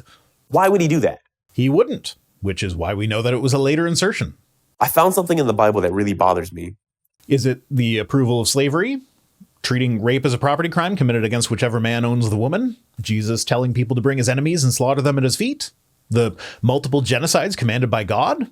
The punishment of eternal torture for minor sins that don't actually hurt anyone? And I could keep going. There is lots in the Bible that really bothers me. It wouldn't bother me so much if there weren't a large segment of the population who think that it's a book that gives them direction as to how they are to live their lives, but there are, so it does. In 1 Corinthians chapter 15, the Apostle Paul names at least 13 specific people who saw Jesus after his resurrection, and then says there are 500 more witnesses to the resurrection. He mentions them in what is agreed by scholars to be a creedal statement, a statement repeated by believers to reaffirm their beliefs. Such statements are not exactly known for their rigorous historiographical methods. This was written soon enough after Jesus' death that Paul actually challenged his readers to find these eyewitnesses because many of them are still alive. He mentioned that they are still alive. At no point did he say, go check with them to make sure I'm not lying. Those are not the same thing. And even if he did come right out and say, go check with them if you don't believe me, the fact of the matter is that we have 0 accounts from anyone who may have decided to check for themselves. So, as it turns out, we don't actually know what such people would have found. This was also in a letter to a church in Corinth about events that supposedly happened in Jerusalem, a journey that, according to the cheapest route I could find on the Stanford Geospatial Network model of the Roman world, would cost over 300 denarii per passenger. Oh, that's also only one way. If you want to get back to Corinth, that's another 450 denarii. According to Matthew 22, a typical farm laborer could expect to be paid a single denarius per day, so it would cost roughly 2 years' pay for anyone in Corinth to actually fact-check Paul's claim. So how many people in Corinth do you think actually sacrificed 2 years' worth of pay, as well as at least a month of travel time, in order to do this fact-checking? If I were to hazard a guess, I'd say 0. And since that's how many fact-checking accounts of this claim that we have, the numbers back me up on this. You would think that the Roman, Greek, and Jewish authors who despise Christianity would take up the challenge and debunk the resurrection.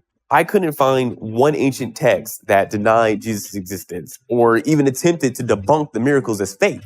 His wording here is suspiciously narrow because there definitely were authors from the 1st and 2nd centuries that were writing against Christianity. Celsus, for instance. The only thing Celsus is really known for is vehemently opposing Christianity. His books were banned by the church in the 5th century and survive only as quoted by Origen of Alexandria in his work Contra Celsus. Celsus did accept Jesus' miracles, but he attributed them to Jesus being a sorcerer rather than the Son of God. What's more, many of the arguments that Celsus used against Christianity came from an earlier author, referred to by Origen as the Jew of Celsus, indicating that there were indeed early authors writing counter-apologetics works. And of course, this is ignoring the evidence from the Bible itself. Matthew includes the story of the guard of the tomb specifically as a polemic against Jewish counter-apologetics. At the end of the guard of the tomb story, when they have reported to the chief priests instead of to their own superiors for some reason, Matthew 28:12-15 says, quote, "And when they had assembled with the elders and taken counsel, they gave a sufficient sum of money to the soldiers, and said, 'Tell people his disciples came by night and stole him away while we were asleep. And if this comes to the governor's ears, we will satisfy him and keep you out of trouble.' So they took the money and did as they were directed. And the story has been spread among the Jews to this day." Why the need to point out that the Jews were spreading this story, if that weren't actually a story being spread? And to bring it back to Celsus, remember that his work only survives as quoted by a Christian author, because his book was banned in the 5th century. His was not the only one banned. Several books were deemed heretical and banned. Some have similarly survived in the form of quotes by Christian authors, but how many so-called heretical works opposing Christianity have been permanently lost through such bans? We will never know. I am very confused. Obviously. I still don't believe in miracles or ancient prophecies, but I want to know the truth. If you actually wanted to know the truth, then you might have dug deep enough to come across some of this very easy to find information while doing your skeptical research. No one can fool the entire world without any help. No one has. If he had fooled the entire world, then the entire world would be Christian. But that has never been the case. Now, you might say I'm taking this guy's hyperbole a bit too literally. Clearly, he just means a significant number of people, not everyone. But his language is playing into the Christian apologetics idea that early Christianity spread unusually quickly. This is a claim for which there is no evidence. It wasn't until Emperor Constantine made it the official religion of the Roman Empire that it really started spreading fast. Bit of a minor correction here. Constantine did not make Christianity the official religion per se. He converted to Christianity and issued the Edict of Milan, which stopped the persecution of Christians. This would still have given Christianity a massive advantage in what was, at the time, a fairly pluralistic Roman Empire. The Roman religion didn't forbid the worshipping of other gods, so if the emperor worships the Christian god, so will I guess. But there was still internal disagreement among the Christians as to whether the Nicene or Arian Christianity were correct, and this disagreement pretty closely followed the political lines of the empire. The Western Empire was heavily Nicene, the Eastern was heavily Arian, and for clarification, that's Arian as in followers of Arius, not Aryan as in blonde-haired, blue-eyed white people. This division was effectively ended in 380 CE with the Edict of Thessalonica, which was issued by both the Emperor of the Eastern Empire and the Emperor of the Western Empire together. This edict did not just make Christianity their official religion, but it mandated that everyone be a Nicene Christian. So while it is not untrue to say that Constantine gave Christianity a pretty massive boost, it wasn't quite the instantaneous flip of a switch as my original wording implied. So those closest to him had to have known the truth.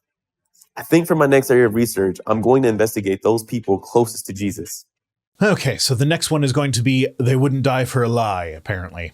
Great. I feel like I should clarify up front what it means to be martyred. In the context of the apostles wouldn't die for a lie argument, there is a key detail that apologists will often not seem to consider, and that is the question of whether they could have saved themselves by recanting. There are a handful of them that I would be willing to grant did indeed die because they were Christian, but unless they were given a chance to save their skin if they renounced Christ, then can we really say that they died for a lie? There are plenty of con artists, grifters, and charlatans whose activities could land them in jail, yet they continue to engage in those activities. Would we say that they are willing to go to jail for their lies? Or would we say that they are operating with the hope that they just don't get caught? Just something to keep in mind as we go. Would you die a torturous, horrible death for a lie? Depends on the lie. If I were protecting the location of one of my loved ones from someone who wanted to find them and make them die a torturous, horrible death, then I'd like to think that I would. I don't say this to make you think that I'm this big, tough guy and can withstand torture. I say this merely to point out that if one is adequately convinced of the supreme importance of their lie, then yes, there are many people who would die for a lie. History records excruciating deaths of a group of people who all died for the very same reason. These 12 men suffered 8 different, extremely painful forms of execution. They were beheaded, stoned, skinned alive, speared, stabbed, and even crucified in 3 different ways. But why? Well, supposedly because of their belief in Jesus. But the problem is that, for the most part, their deaths aren't recorded in anything that's close to a reliable account, with the possible exception of Peter and James the son of Zebedee. Thomas and Andrew are next on the reliability rungs, with the sources for their deaths being rather dubious, but at least fairly early compared to the others. And as for the others, there's nothing even remotely approaching reliability about their deaths. And this isn't coming from me. This is once again coming from Sean McDowell, in the form of this handy-dandy chart put together by Apologia, based on a list from the conclusion of Dr. McDowell's book, The Fate of the Apostles. Now, if you look at the labels on the chart, you'll see that where I said there's nothing even remotely approaching reliability about the deaths of most of the apostles, Dr. McDowell has said that their martyrdom is as plausible as not.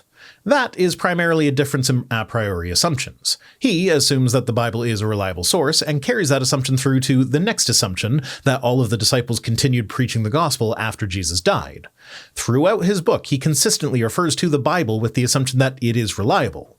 For instance, part of his assessment of the likelihood of the martyrdom of Thomas is what we can learn from the character of Thomas from several passages in the Gospels, as well as one verse in Acts.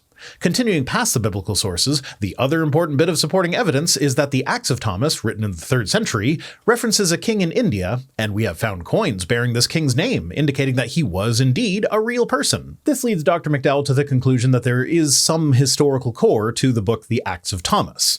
Since there are no traditions about the death of Thomas aside from his execution by spear as recorded in the Acts of Thomas, with the only other tradition being an oral tradition of the St. Thomas Christians, which matches the Acts of Thomas account, he considers this to be enough evidence to say that Thomas being martyred is more probable than not. So rather than rating the likelihood that Thomas was martyred as more probable than not, I would be inclined to say something more like, at least there is some tiny hint of historical evidence that isn't just stories that popped up centuries later, scant though it may be. Just keep in mind throughout this video that Dr. Sean McDowell, an evangelical Christian scholar, is likely to wind up treating the martyrdom of the apostles with more skepticism than the supposed skeptic from this video. Like I said in part 1 of my journey, I just couldn't accept the miracle of creation without any proof. And then I learned in part 2 that science doesn't currently have the concrete answers I was searching for either. That one was my favorite so far, because it's the one that both put their blatant dishonesty on full display, and will, when part 7 finally rolls around, make it so much worse. Go ahead and subscribe to make sure that you don't miss it. In the meantime, we don't need to hear the rest of his recap, just watch the playlist of me responding to him if you don't remember, so I'm going to skip ahead a bit. So I decided to look into the lives of his closest friends and followers. If Jesus was the ultimate magician, then those closest to him would have known the truth and would have helped him in his attempt to impersonate this savior. It seemed to be the only remaining answer. That's a bit of a weird framing. I actually haven't put a whole lot of thought into the question of whether or not the historical Jesus actually believed himself to be the Messiah, or was at least actively trying to convince people that he was the Messiah. I view the messianic stuff as being potentially legendary. It wouldn't be weird for him to have been an apocalyptic preacher, as there were many of them wandering around first-century Judea, and whether he was trying to present himself as the Messiah or not, that's what some people came to see him as. Either way, this is a thing that can happen sometimes. Jim Jones, for instance, claimed to be a manifestation of Christ and at the height of his ministry had 20,000 followers. Now, just imagine if instead of the Jonestown massacre, he had been arrested by the government and then executed. It isn't exactly a stretch to imagine at least a handful of his followers carrying on the religion in one form or another. Hell, we don't even need to use our imaginations for this one. That's exactly what happened with Mormonism. Joseph Smith gained a following, claimed to be a prophet of God, was arrested, and died at the hands of an angry mob, after which his followers continued the religion, with there being a period of disagreement and factioning at the beginning. When push comes to shove, that's all that really happened to Jesus. He gained a following, was executed, and then some of his followers continued the religion, with there being a period of disagreement and factioning at the beginning, as is made clear by Paul's argument with Peter as detailed in Galatians, as well as his warning of false apostles in 2 Corinthians 11. Honestly, the fact that Christianity originated in the same way as several more modern religions speaks to the fact that there was nothing particularly special about its origins. So I've got to tell you, it just keeps getting weirder. I couldn't find any evidence to suggest his followers were con men. In fact, almost all of his followers continued on in his ministry after his death. Citation needed? I'll grant you Peter and maybe James, but the rest of them all but vanished from the history books for hundreds of years. Also, if we recall from the chart of the apostles, I was kind of ignoring Paul and James, the brother of Jesus, in order to focus on the 12 disciples. I have no problem granting Paul as a martyr. While there is a surprising lack of concrete evidence given how prominent a figure he was, there are New Testament books that seem to be aware of his execution in Rome, notably 2 Timothy. 2 Timothy is largely agreed to be pseudo-epigraphical, that is, it's the author claiming to be Paul, but isn't. It was written sometime in the late 1st century and has Paul being in prison in Rome, seemingly aware that his time is coming to an end. It is reasonable to conclude that the author of 2 Timothy was aware of Paul's death in Rome at the hands of Nero, so included details alluding to it in order to gain credibility. But even accepting his execution in Rome, there is no hint of him being able to save himself by recanting. In fact, it seems rather more likely that he was scooped up as part of Nero's use of Christians in Rome as a scapegoat for the fire. I doubt very much that Nero would care if a Christian recanted. He just needed someone to take the blame for the fire. James, the brother of Jesus, is said by Josephus to have been executed by a high priest going on a power trip. He does not mention that it is because of his Christianity, stating that he was accused of being a breaker of the law. And even if it were for his beliefs, there is no indication that he could have saved himself by recanting. Also, I didn't really go into it, but James, the son of Zebedee, is high up on Dr. McDowell's list purely because of his mention in the Bible, Acts 12, 1-3, which merely states that Herod laid violent hands on some that belonged to the church and killed James with a sword. No mention of an opportunity to recant there either. And here's the crazy part. Almost every single one of them died horrible deaths for claiming they saw Jesus alive after his crucifixion and burial and for believing he was the Son of God. And here's the problem with that claim.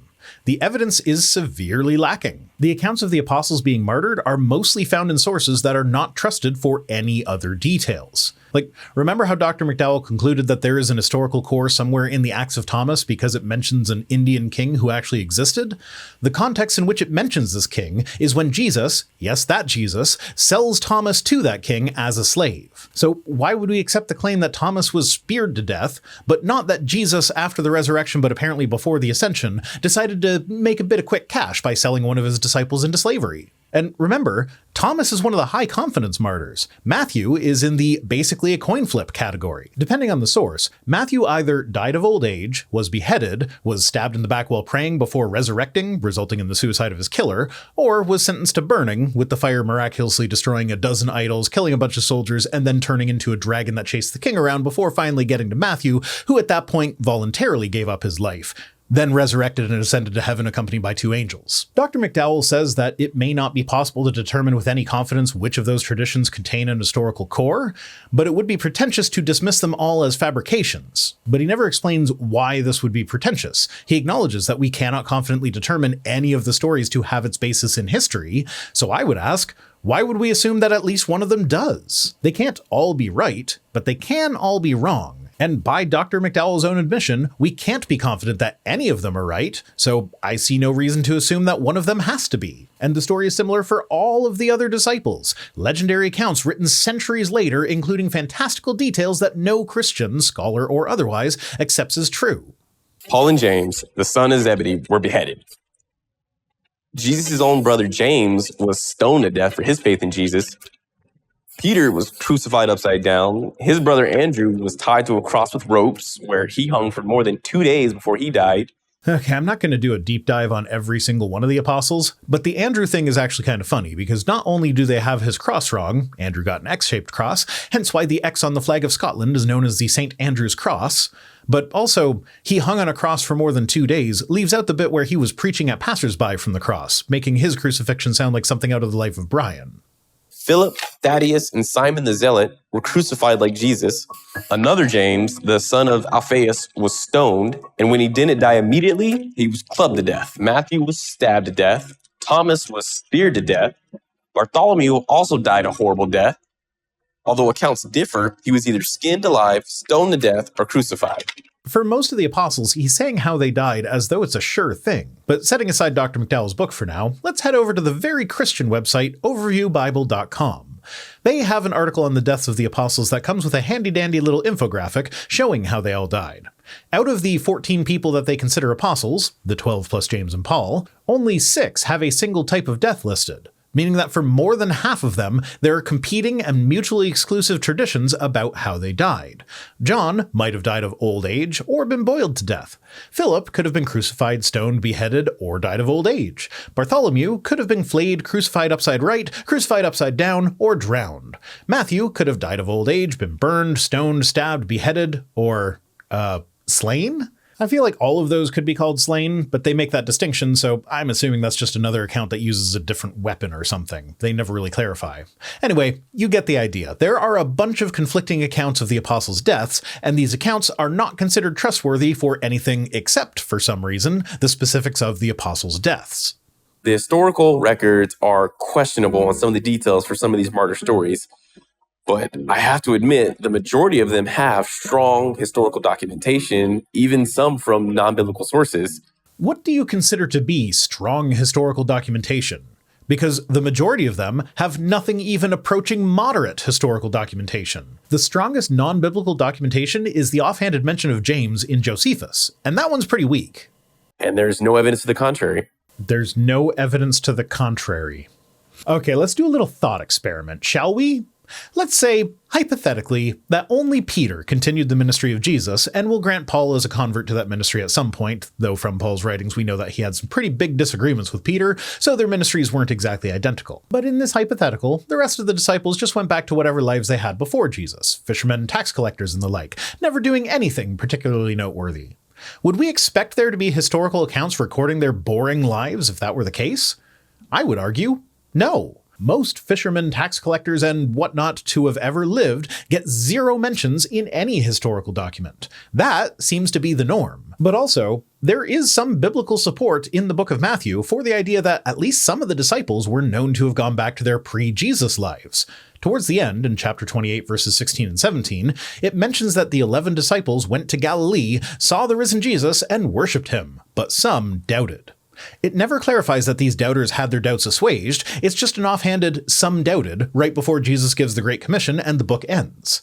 Matthew is known for having inserted apologetics into his text, most notably the guard at the tomb, which is explicitly used to counter the idea that the disciples stole Jesus' body. So it's not outside the realm of plausibility that the line about some of the disciples doubting Jesus' resurrection was put there specifically to explain why not all of the disciples were involved in the early church. So not only would we not expect there to be any historical accounts detailing their lives if their lives just went back to being boring, ordinary lives, but we have a possible biblical explanation for some of them going back to their boring, ordinary lives. And honestly, this is way stronger than an account written hundreds of years later that also contains a shitload of details that not even the most credulous apologist believes. So the fact that there is no historical account of them not doing interesting things does not actually give credence to the unreliable documents that tell us all sorts of fantastical stories about them, but also happens to include fantastical stories of their deaths. I consider myself a rational and intelligent human being. Oh, that makes one of us. To be fair, I'm not sure that I'd say I consider him irrational and unintelligent. You have to exist to have those qualities. Rather, I don't consider him to even exist. Remember, this is an actor portraying a skeptic that wants to remain anonymous. I don't think that skeptic exists. But I think I'm losing my mind. And on that point, we can agree. I started this effort to promote science and debunk the myths of the Bible. And now science has let me down, and the Bible is showing me things I just can't explain. Science let you down because you ignored most of it and assumed that we as a species have to know basically everything by now. And the Bible showed you things that you can't explain because you don't seem to be able to comprehend the idea that things written later can reference things that were written earlier. Why are these the most disturbing deaths of all time? They aren't. Even if we take them at their word, a lot of them are just guy got stabbed or guy got beheaded. That wouldn't even make a top 12 most disturbing deaths this year list. The worst one, in my opinion, is the account of Bartholomew being flayed, and that tradition doesn't show up until it's found in a Roman breviary from the 7th or 8th century. Exaggerated though they are, their deaths are not particularly gruesome or disturbing when compared to other executions of the time. It's not just because it's 8 very gruesome ways to die, and it's not just because it happened to Jesus' closest 12 friends and followers. The reason these are the most disturbing deaths of all time is because if we were to take these men at their word, the word for which they died for, then we would be forced to admit to ourselves that Jesus is the Son of God. But why would we take them at their word when their word is demonstrably not their word, and were in fact accounts written centuries after the fact claiming to be their word, but with no evidence? If I write a story today about how Ellen G. White in her later years moved to Canada to preach the gospel, but was brutally executed, being crucified by Prime Minister Robert Borden, should the Seventh-day Adventist Church take my story seriously, given that it's only being written 111 years after her death, and so is a relatively early source? I even referenced a political leader who you can verify through other sources actually existed. Obviously not. So why would we give credence to the accounts of the martyrdom of the apostles, which were written even later and contain a plethora of fanciful details that you have no problem rejecting? If we take them at their word, then Jesus was the Son of God. But also, if we take them at their word, I'm left wondering, what about the Acts of Peter when it tells the story of Peter's crippled daughter? Peter's daughter was lying in the corner while he was healing all sorts of people. Eventually they notice and ask him why he doesn't heal her. So he heals her in order to prove that he could, and then re-cripples her afterward, explaining that she, the 10-year-old, was far too beautiful and would cause men to lust after her if she was not crippled. Why would you take it at its word to say Peter was crucified upside down, but not that he used his god magic to cripple his daughter? Remember in part 4 when he dismissed the Quran as not being a reliable source about Jesus because it was written hundreds of years after his death? Why would the Quran be rejected for that reason, but not the accounts of the apostles' martyrdom? Sure, most of them are a bit earlier than the Quran, but it is weird that you wouldn't at least try to explain this discrepancy in your methodology. I just can't do that. I'm going back to science. Well, I hate to break it to you, my dude, but you can't go back to something that you were never with in the first place. Hopefully you do a bit better next time you try, though. I'm going to take a deeper look at the theory of evolution and its proof of the origin of man. I've got to get my mind off this research. So now our pretend skeptic is using evolution to distract himself from just how strong the case for Christianity is? What a weird-ass framing. If you have been following my journey this far, then you know how frustrated and confused I am at this point. And that's part of how we know that this isn't a real story, or at the very least is a heavily embellished story. Because any half-decent skeptic wouldn't have ended up at the conclusions that this guy has. For example, last time we looked at the question of whether or not Jesus' disciples would have died for a lie. The two sources I relied on most heavily for my response were both written by Christians. Sean McDowell's book, The Fate of the Apostles, and an article from the very Christian website, overviewbible.com. If I could point out the severe flaws in his argument without even leaving the realm of Christian apologetics, then can we really call him a skeptic? Gullible Rube seems like a more apt moniker. I started all of this to prove that science has the answers to the origin of the universe and subsequently all living organisms, and to debunk the myth of a God who created everything. You're skipping a lot of steps in between the origin of the universe and living organisms. Are you just not interested in any astronomy-related thing that isn't the Big Bang? Given the nature of the organization that's putting this video out, he ended up not believing that the universe is older than 6,000 years. But there is a lot of astronomy that definitively proves that that viewpoint is wrong. So he's really missing out on a bunch of potential skepticism by skipping over it. Speaking of skipping over things, he's now about to do that summarization thing that he opens every video with, which we don't need to cover. If you want my responses to this section, then watch the playlist. And don't forget to subscribe to see the conclusion. I think I already did a call to action for subscribe, but that's okay, we can have 2. I usually do 0. Though cosmological theories and discoveries had let me down, I decided to research the origin of man. Evolution had to prove that God had nothing to do with the creation or progression of mankind. And with any success, I could just disregard the confusing ideas from my previous Bible research. Or you could come to realize that evolution actually has nothing to do with religion, see that there are plenty of Christians, the majority of them in fact, who accept evolution, and be left in the exact same spot you were in before you looked into evolution. The only people who deny evolution are the ones who start with the idea that evolution would prove their religion wrong, and since their religion is more important to them than having an accurate picture of reality, they deny reality in order to retain their faith. Much like that pastor in the clip I like to use who says that he would always believe the Bible even if it were demonstrably wrong about something. If somewhere within the Bible I were to find a passage that said 2 plus 2 equals 5, I wouldn't question what I'm reading in the Bible. I would believe it, accept it as true, and then do my best to work it out and to understand it. I actually spent years researching the theory of evolution. I will summarize my findings for you here to save time, but I encourage you to do your own research. For research to be a meaningful term here, he would have to mean something like getting a post-secondary degree in an evolution-related field. Something that, hypothetically, anyone could do for themselves. I mean, out here in the real world, there are constraints that prevent a lot of people from that sort of thing, the most obvious being money, but what he probably means is that he spent years reading the Answers in Genesis blog and never bothered to figure out what a non-creationist might say in response to AIG's claims. First, I agree with Charles Darwin about how plants and animals adapt and improve over time, and how the fittest survive and reproduce. This shouldn't be in question, it's apparent in nature. Why would you say that you agree with Charles Darwin? Dude was working in the 1800s. A lot of his ideas are obsolete at this point. Also, clarification for when they inevitably forget to bring this up. Fittest does not mean strongest. It means the best fit for its ecological niche. Sometimes that niche is chewing through dirt to siphon out the organic bits that you can use, and thus we have the earthworm, one of the fittest animals on the planet. But in a fight to the death between an earthworm and nearly any other animal on the planet, the worm doesn't really stand much of a chance. But I am left with dozens of issues when this theory is used to explain the development of completely new species, or when it's taken back in time to the primordial soup to define how all life came from a single source.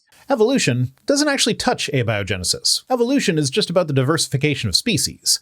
Saying that you have issues with evolution because abiogenesis is questionable would be like refusing to believe that I baked some cookies because you don't know where my oven was manufactured. Yes, we would not have the cookies without the manufacturing of the oven coming first, but we do have the cookies. That is a demonstrable fact. As to the species, there are a couple of issues with this.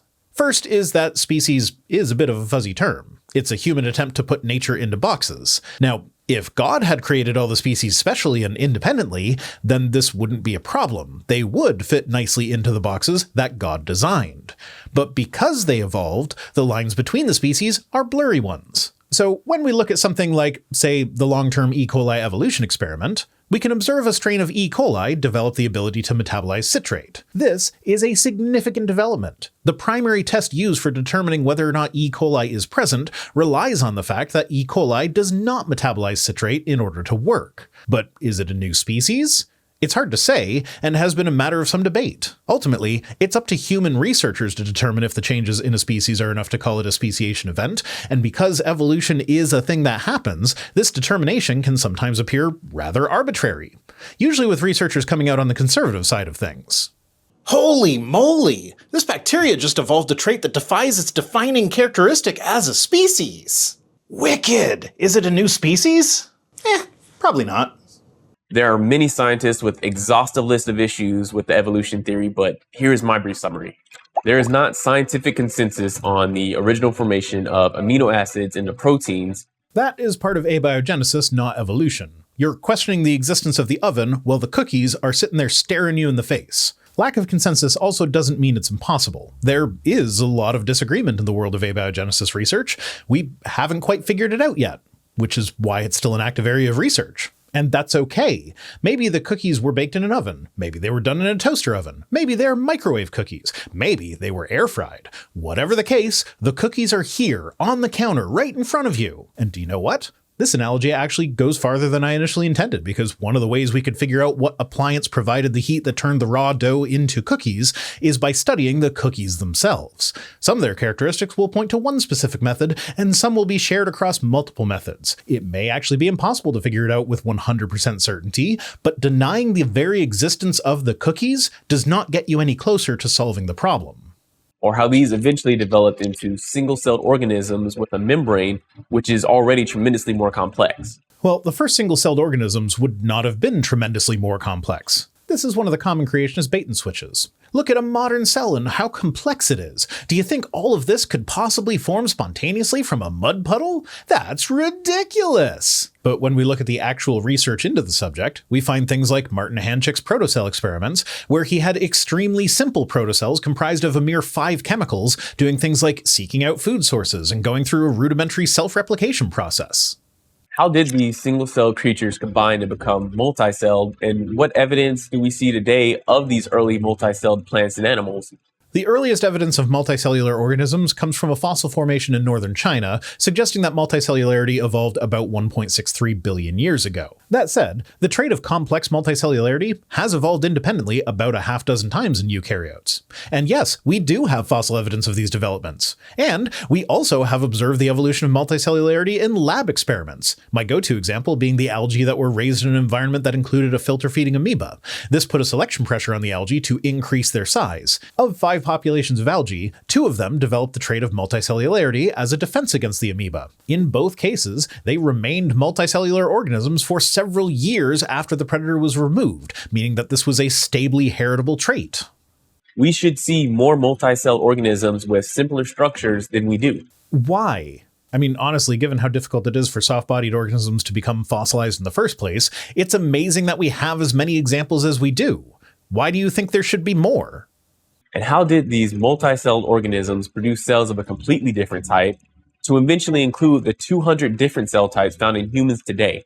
There are 2 main hypotheses, the temporal to spatial transition hypothesis, or TST, and the division of labor hypothesis, or DOL. The TST hypothesis relies on the fact that many microbial eukaryotes have a life cycle that involves them essentially transforming into different phenotypes over time. A colony of such organisms could have different phenotypes of the same microbe separated spatially, with similar phenotypes being kept together, and voila, a very rudimentary organism made up of differentiated cells that perform different functions. The DOL hypothesis is essentially the reverse of the TST.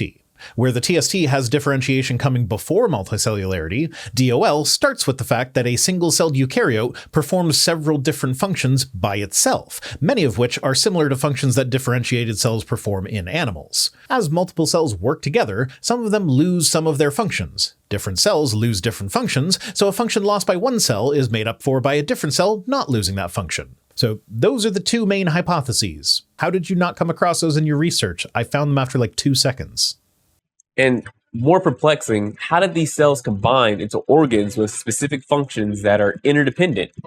How is that more perplexing? That's literally the same question. Unless he's just going with that ridiculous creationist straw man of evolution that doesn't allow for multiple things to evolve simultaneously, that would be the view that a circulatory system had to evolve without a respiratory system, and a respiratory system had to evolve without the circulatory system, until one organism finally put those 2 fully developed systems together, which is patently absurd and not a picture of evolution that you should have if you actually spent years researching it as you claimed. How do we develop human senses? Being able to sense things about your environment gives you a survival advantage, so even in their most rudimentary form, they were better than nothing, and then evolution honed them over the years. But more to the point, do you think that humans are the only organisms capable of seeing, hearing, smelling, tasting, and touching? Why are those human senses and not just senses? And finally, how did the human body evolve into a system that reproduces with distinct male and female sexes? The human body did not evolve into that system. Sexual reproduction already existed in our lineage, so we inherited that one from our evolutionary ancestors. But also, this is the fun part. Remember how the definition of species is fuzzy because it's an arbitrary human concept designed to put nature into boxes, but because evolution is true, nature doesn't fit perfectly into our boxes? A similar thing happens with sex.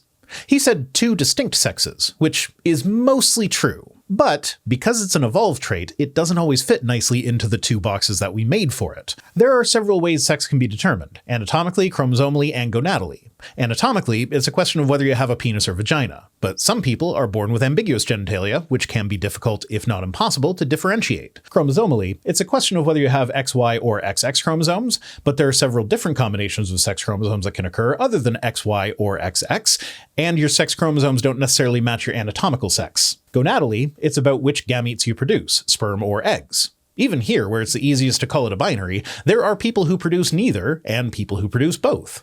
Because of this, sex winds up being a bimodal spectrum rather than a binary. Most people fall into one of two categories, but there's this overlap between the categories. This happens precisely because of evolution. Evolution works because of variation. If there were no variation, there would be no evolution. Consequently, traits that arrive because of evolutionary processes will also contain variation. But to address the question of the origin of sexual reproduction itself, it goes back to our single-celled ancestors. In single-celled organisms, it's a fairly simple matter of swapping genetic material. No need for male and female, just a little tiny handle that protrudes a bit, which, amusingly, is called a shmoo in modern fungi because of its resemblance to a 1940s cartoon character of the same name. Two cells would meet, both of them would divide, and the child cells would then touch shmoos with each other in order to exchange genetic material. After the genetic material fuses together, they would merge into one cell. One idea about how sexual dimorphism evolved is that when an organism evolves to be larger, its embryo also increases in size.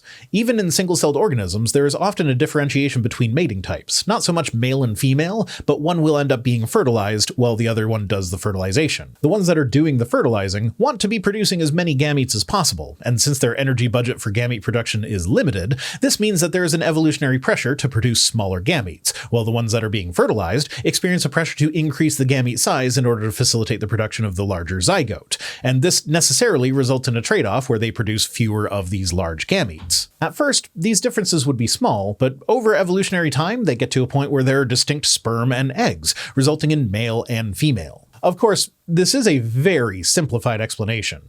It's thought that sexual reproduction among eukaryotes only evolved once, and there is an amazing amount of diversity in how sexual reproduction works. Not all species have the boring male-female system. There are fungi, for instance, with tens of thousands of distinct mating types. There are protists with 7 mating types, and then there are some fruit fly species that have one type of female that produces eggs, but 3 types of male that produce 3 different types of sperm. And one of those male types is the exception to the male gametes are smaller than the female gametes rule. Then there's the other species of fruit fly that also violates this rule, but whose males produce sperm that are bigger than the entire fly.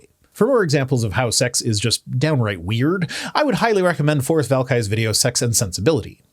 Bottom line, how did random mutations from a single-celled organism produce the extreme diversity of life we see on the planet today? Time.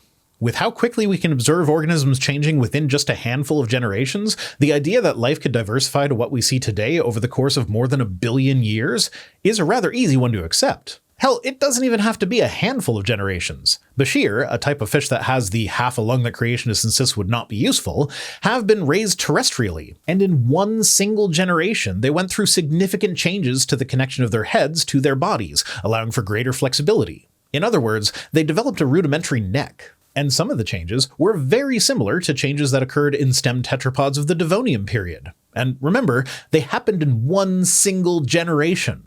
So why could these changes not add up over time? Which is recently estimated to contain over 1 trillion species, not counting the ones that are extinct. That is one estimate from one study in 2016, but you're leaving out a very important fact. They were looking at microbe species. Most people, if you just say species like that, they're going to be picturing big things like plants and animals and whatnot. Microbes are tiny, and that estimate is not without its criticisms in the literature. Other estimates have ranged from 1 to 2 million species to over 3 trillion. As it turns out, counting things that we haven't found yet isn't exactly an easy or precise process. And remember how the definition of species is a fuzzy one because of evolution? Well, when we're looking at microbial life, as these guys were, it gets even fuzzier, because generally, we consider 2 organisms to be the same species if they can produce viable offspring with each other. Well, that implies sexual reproduction. But what about asexual reproduction? Well, easy. The offspring are the genetic clones of the parents, ergo, same species. But the problem here is that a bunch of microbes engage in horizontal gene transfer. They can incorporate genetic material from other organisms into their own genome, and the organism that provides the genetic material does not have to be in the same species. Hell, it doesn't even have to be in the same domain. Eukaryotes can engage in horizontal gene transfer with prokaryotes. So if a eukaryote has offspring that contains genetic material from a prokaryote, would it be a different species from its parent?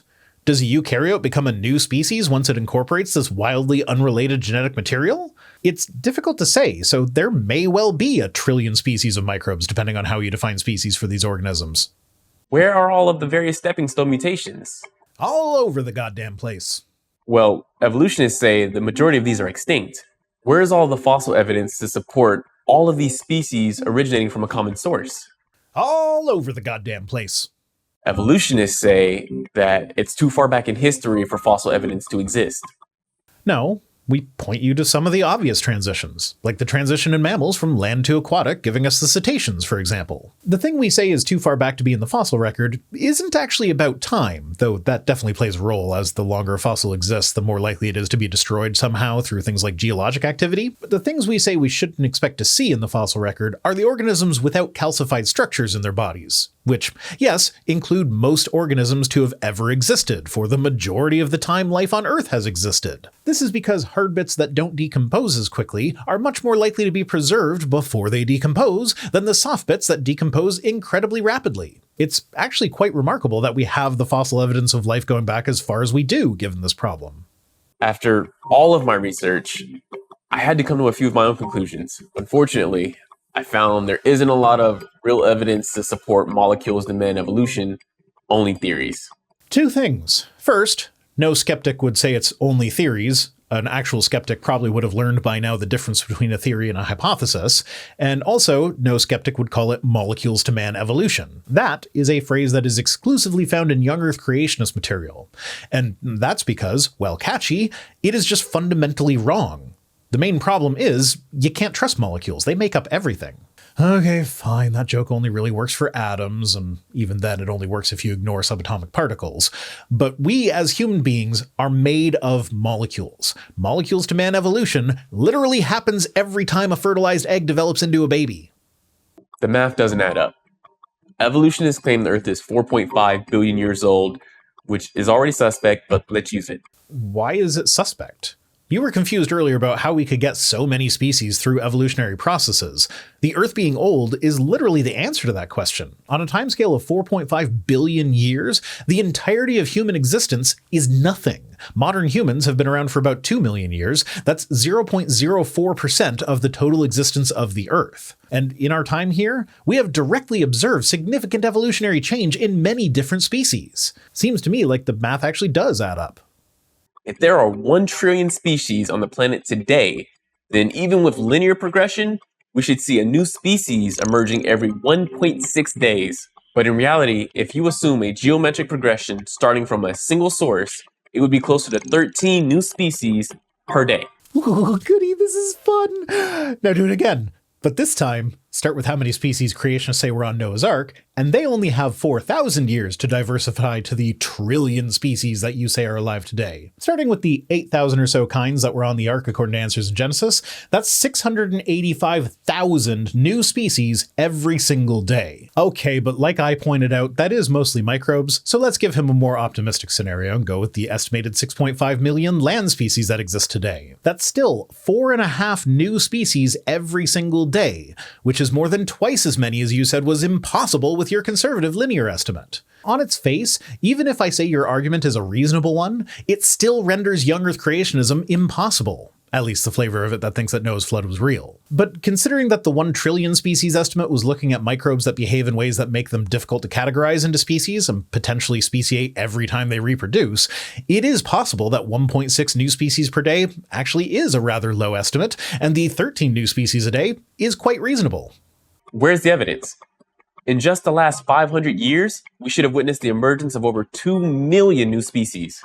I will once again point out that estimate was mostly about microbes. 2 million new species of microbes in 500 years doesn't seem all that implausible to me, even if I ignore that their estimate has been heavily criticized. But once again, let's run the numbers for creationist. If we're sticking with the 1 trillion species estimate, since he seems perfectly happy to ignore the fact that it's basically all microbes, then in the past 500 years, according to creationists, we would have seen the evolution of 125 billion new species. However bad you make it for evolution, in this scenario, it gets way worse for people who take Noah's flood seriously.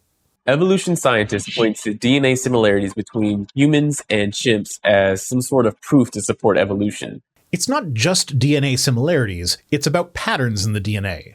One of my favorite examples is the nanog gene. It is a gene that, in mammals, maintains cellular pluripotency in embryonic stem cells. That is, it's the gene that allows embryonic stem cells to turn into any other type of cell in the body. Along with the nanog gene, there are 11 nanog pseudogenes in the human genome. So there's one functional gene and 11 copies of that gene that, through various types of duplication events, have been copied into various other parts of the genome. And 10 of the 11 pseudogenes are present in the exact same spot on the chimpanzee genome. The only one that's missing is the one on chromosome 15. The only reasonable conclusion here is that the 10 pseudogenes were present in the common ancestor of chimps and humans, and after our lineage diverged, the 11th copy was made. To conclude that it's a similar design because of a similar designer is on the same level as saying that God put dinosaurs in the earth as a test of faith, which, honestly, I wouldn't be all that surprised if that's a position that these guys hold. And for a bit more information on how looking at genetic sequences provides evidence for evolution, I will point you to my video on sequence homology. But what if 100,000 years from now, someone unearthed your wooden home and your wooden doghouse? Should they assume your home evolved from your doghouse? If I remove the abject stupidity of the analogy by changing it so that houses are known to reproduce, no, because they would be in the same stratigraphic layer, indicating that they coexisted. Now, it would be reasonable to conclude that they might have had a common ancestor, and when we look for evidence of such an ancestor, we find more basal huts existing in the time before dogs were domesticated. So it is likely that the hut is the common ancestor of both the modern doghouse and the modern house. But yeah, the analogy is just abjectly stupid because houses don't reproduce and so are not subject to biological evolution. Of course not. These were just similar building blocks used by their designer. And there it is, the genomic equivalent of God put the dinosaur bones there as a test of faith. There is no reason, aside from common descent, that the human and chimp genomes should be as similar as they are, which includes patterns in non-functional regions. Last, but certainly not least, I have to be humble. Well, that ship sailed a long-ass time ago. If you're going to be humble, then maybe you should consider the fact that evolutionary biologists probably know a little bit more about evolutionary biology than you do. But you haven't just done this with biology, you've done it with astronomy, cosmology, and historiography as well. You have decided that you know more than the experts, even Christian experts, without putting in the same amount of work as those experts. What part of that is in any way reminiscent of humility? I admit there are others who are more experienced than myself, and I may have made some mistakes or inaccurate assumptions in my research. Yeah, no fucking kidding. So I decided to take a look at world-renowned scientists, experts in their respective fields, and here's what I found. According to a 2009 study, 51% of biologists and 55% of chemists believe in God or some form of higher power. And according to that same research, the number is 95% for the general public. If 95% of the general public believe, but only 51% of scientists, then that suggests that something about studying science makes you less likely to believe in God. And yet, you are using this as an argument that studying science is likely to lead you to belief in God? If that were true, we'd expect to see levels of belief among scientists to be greater than 95%. That is quite the chasm between expectation and reality. And one of the greatest among them is Francis Collins. Francis Collins was appointed by former President Obama as the head of the Human Genome Project. Yeah, and do you know what the fuck else Francis Collins believes in? Evo-fucking-lution. Dude founded BioLogos, the organization dedicated almost entirely to explaining why young Earth creationists are wrong about evolution. Of course, they frame it as just explaining to Christians how science and the Bible go hand in hand, but it functionally serves as a counter to young Earth creationism from a Christian perspective. He would fucking hate having his name associated with a creationist organization like Christianity Engaged. He is arguably one of the most knowledgeable persons on the planet on human DNA. You're bringing him up as an authority because of how much he knows about genetics and DNA. So why don't you believe that humans and chimps are related and that we can tell that from our genetic similarities when his organization has an article dedicated to explaining that exact thing? He believes in God, and he believes Jesus is Lord and Savior. Keep that list going. Come on, keep listing things that he believes that are relevant to this video. I dare you. So, with all that said, I'm nearing the end of my journey. Science has let me down and frustrated me. Dude, could you at least put a bit of space between the sentence, "Science has let me down and frustrated me," and "this really super duper smart scientist believes in God"? Especially given that this whole series has been framing things as a fight between science and a belief in God. I get that he's still pretending to be a skeptic, so this is him pretending that Francis Collins believing in God is a letdown because he really didn't want to believe in God. But the real effect here is that you are making it quite clear that your organization is an anti-science organization. It's a whole lot of theories with much less proof than public perception would have you believe. Why don't you ask Dr. Collins if he would agree with that assessment?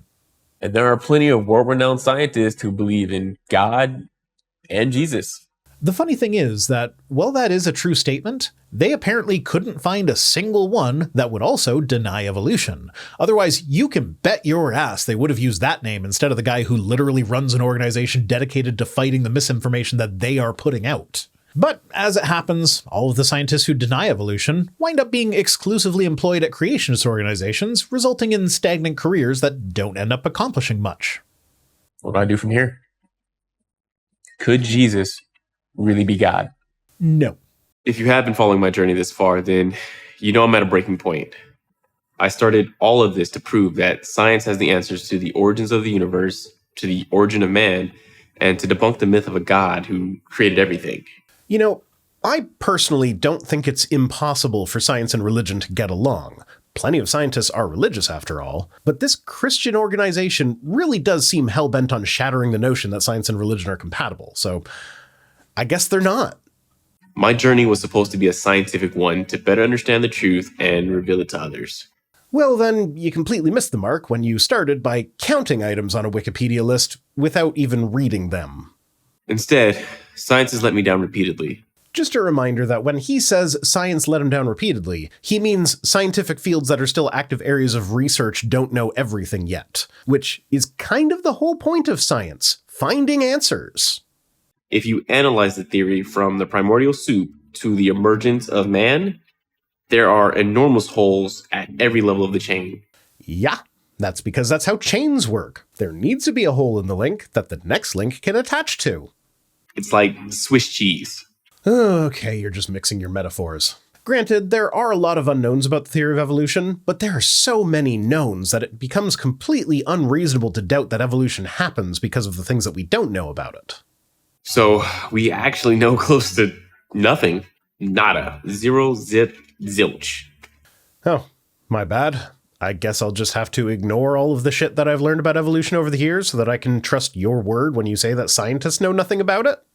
In my opinion, science does not have sufficient answers to answer the questions of origins or makeup of the universe, or the existence of mankind. Now, let's go back in time to before science could explain lightning. Nowadays, we know it's about the buildup of electrostatic charges, but we didn't always know that. Do you think that our not knowing the cause of lightning was enough to justify belief in Thor? Apologists often seem to forget that we are living in unprecedented times. The scientific advancement of the last 200 years has been significantly faster than at any other time in history. The average high schooler in a developed nation today knows significantly more about science than some of the top minds of the past. But that doesn't mean that we have all the answers. It's just that today, the unanswered questions are significantly more complicated than they were in the past. But this does not justify sticking God in as the answer any more than it would for lightning before we figured that one out. You might be surprised to know that my journey to reach this decision point has taken over 15 years and included a lot more information than can be communicated in these short videos. And there it is, proof that the story is completely fake. This series was originally published in 2020. If this is a true story, then 15 years have just passed, meaning that the story began around 2005. But if you'll recall, the first thing this supposed skeptic did when he began his investigation was to look up a Wikipedia list, and they used a version of the list as it appeared in 2016. If this story is true, then they shouldn't have been able to publish it until 2031. On top of that, this is what the timeline of Cosmological Theories page that they relied on looked like in 2005. Remember how he arbitrarily divided the cosmological theories by those that were proposed before 1899 and those proposed after? On this version of the list, the before 1899 tally is 7 and the post 1899 tally is 36. That is quite a difference from the 33 and 78 that you had tallied up in your video. I've read countless books, scientific journals, and even sacred texts from almost every single major religion. You say that, but if I go to the video description, I just noticed this week that they have a link to their source list for each video. So I went through them. Now, amusingly, they put the date that each source was published in their list, which further serves to undermine the idea that this is a true story.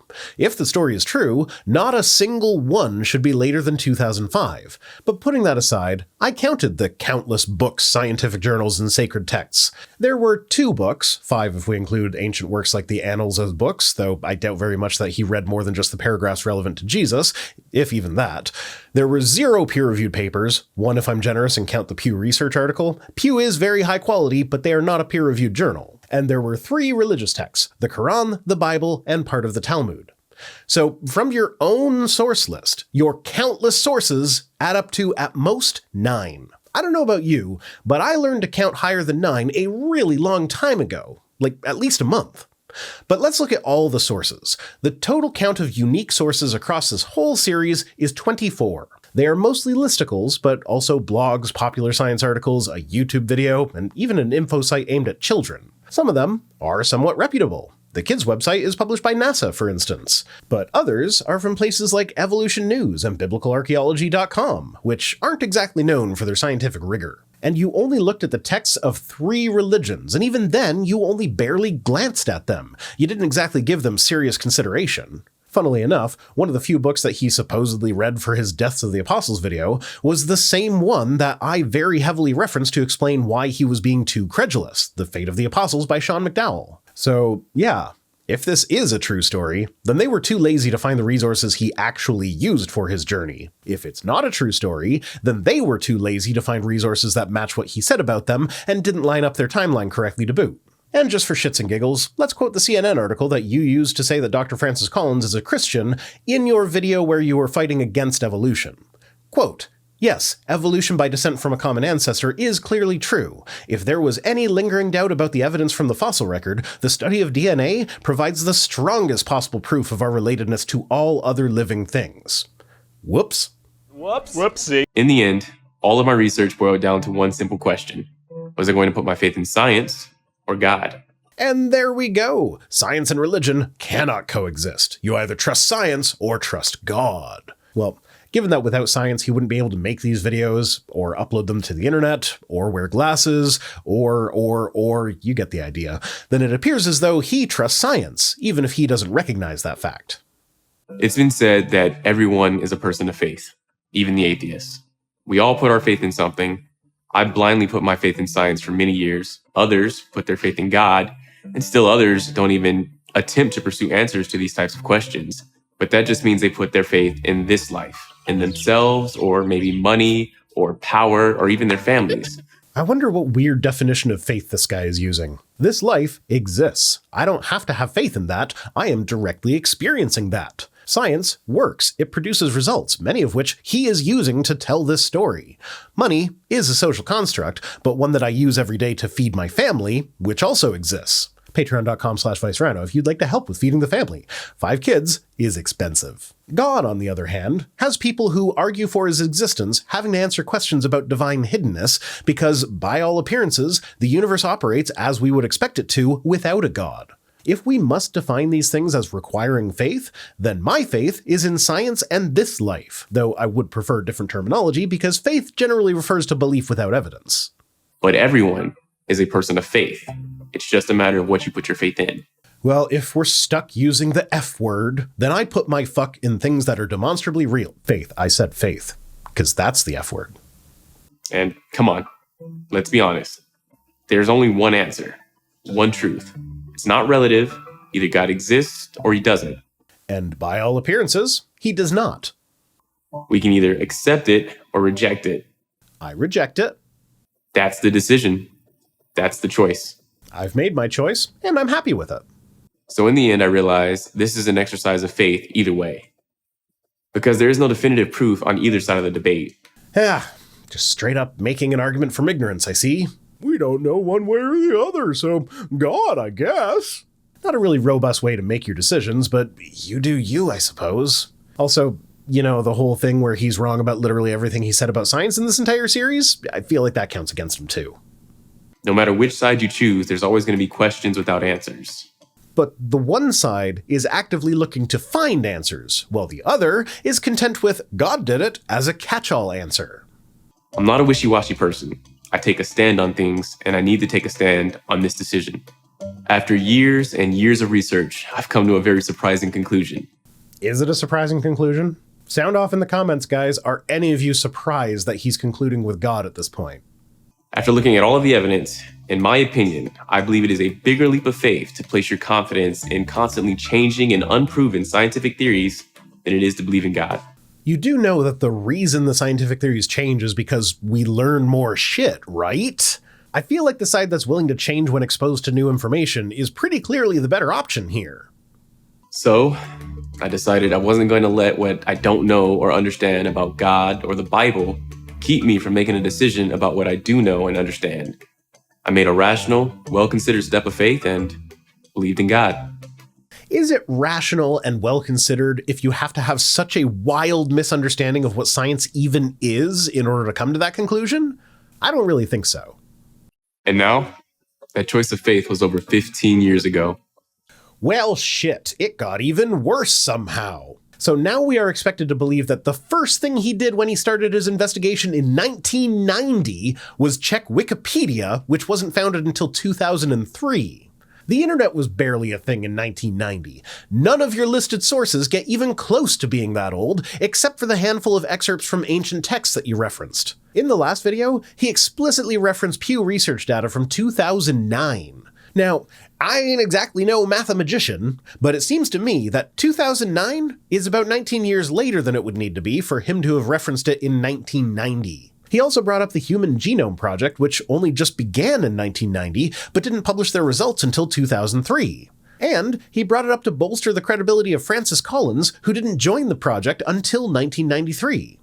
Also, just a fun little tidbit that I missed last time, he said that Obama appointed him to be the head of the Human Genome Project. Now, I ain't exactly no historiogician, but I'm pretty sure that Obama wasn't president anytime between 1993 and 2003.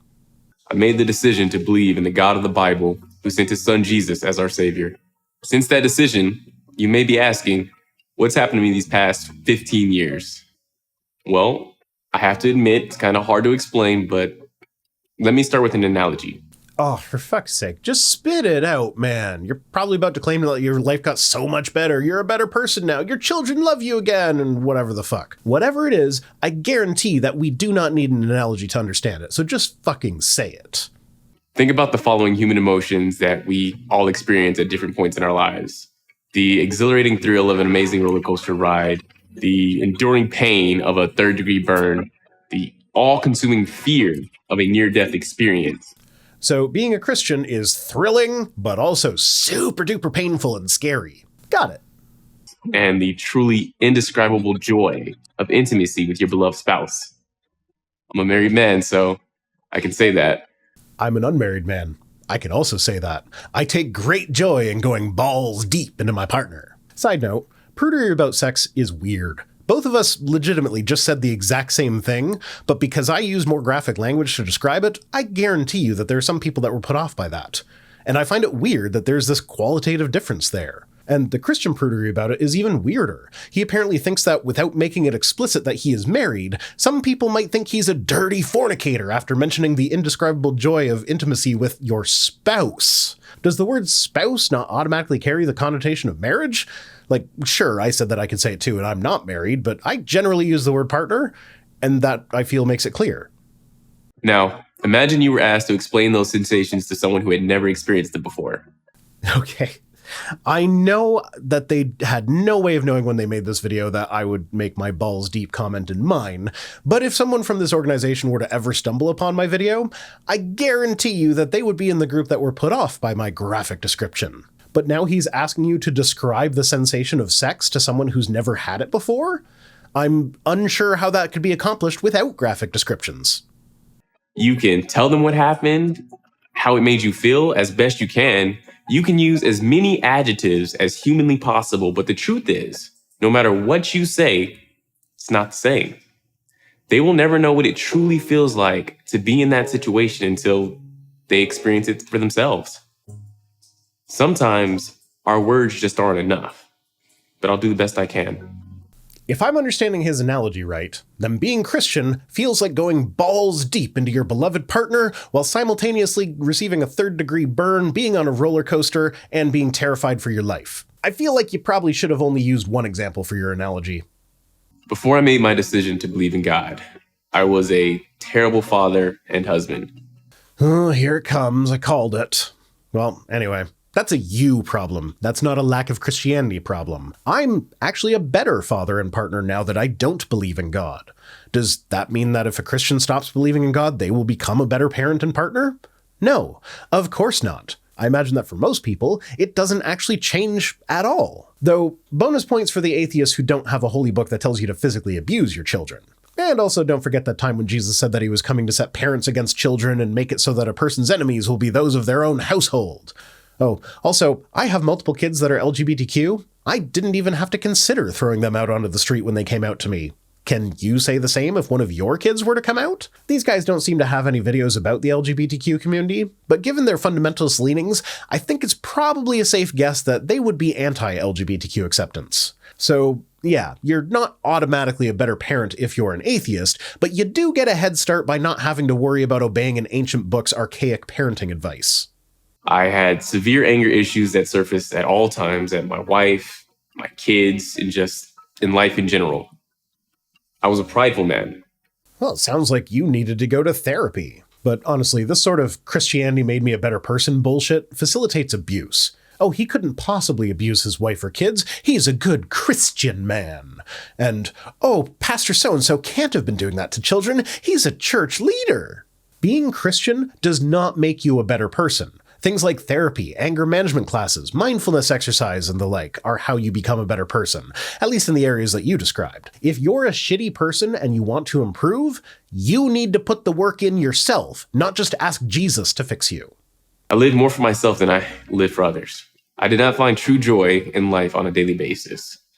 Let's just say I was not a happy camper. I made a lot of mistakes, and my wife would have been fully justified in leaving me. Not if she's a good Christian woman. Jesus said that divorce is off the table, unless you experience the indescribable joy of intimacy with a woman who wasn't your spouse. Then she's free to go. My life changed instantly when I made this decision. Bullshit. That is not how human psychology works. My goal in all of this was to tell you my story and to encourage you to take your own journey. Be a skeptic if you must. Do your research on both sides of the debate. Carefully evaluate all of the evidence, but in the end, make a decision. I hope you will decide, as I did, to follow Jesus. Without a doubt, it is the best decision I've made of my life. So here's the thing. I was a Christian. I began my skeptical journey with a very strong emotional desire to remain a Christian. I really did not want to lose my faith. I was looking for any excuse to continue believing. Hardly the skeptical way of going about things. And yet, despite this, I ended up becoming an atheist. More to the point, I didn't choose atheism. I didn't examine the data and then choose what to believe, or rather what not to believe. I stopped believing despite my best efforts because I found myself unable to believe in light of the evidence. And that's it for this one. They just go into the typical give your life to Christ and then give us money shtick after that.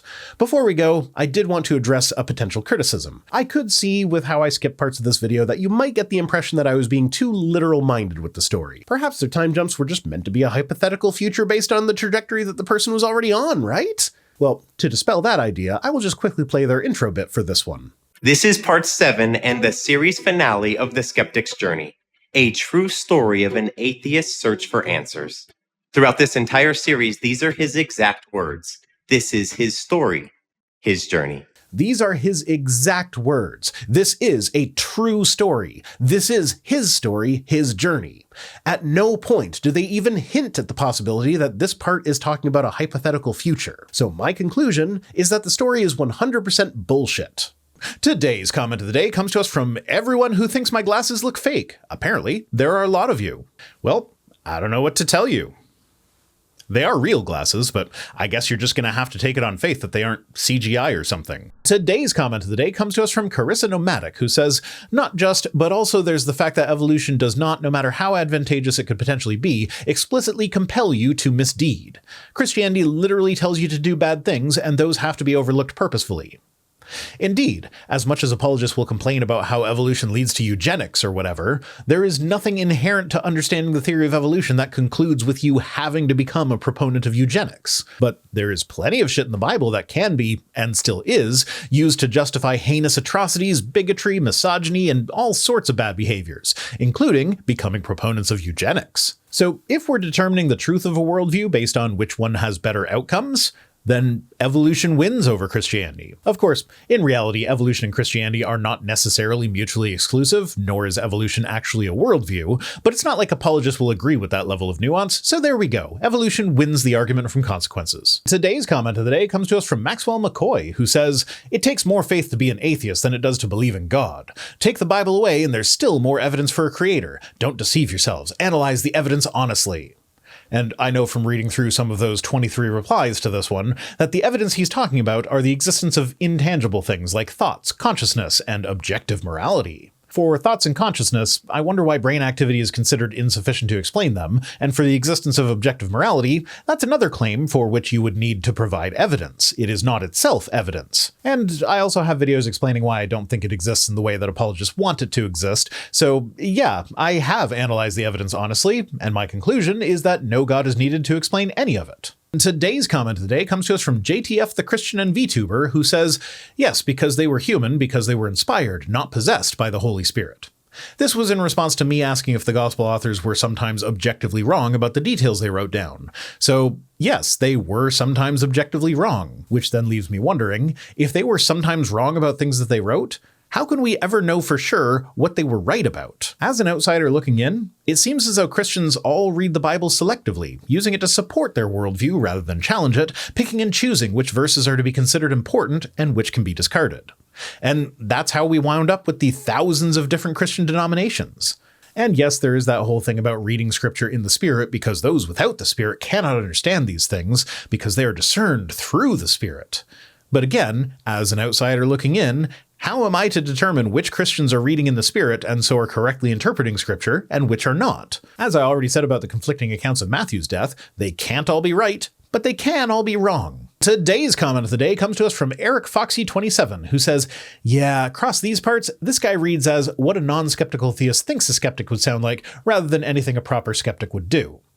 Indeed, there is nothing that even hints at this guy's story being genuine. I said at the beginning of the series that I thought there probably was an actual nugget of truth buried deep down within the story, but the farther we go, the less I think that. Like, really, do these people think that any halfway skeptical person would spend years researching evolution, as he claimed at the beginning of this video, and would then conclude that research with evolution is false, but famous scientist Francis Collins believes in God, so there must be something to the God claim, without also noticing that Francis Collins believes in evolution?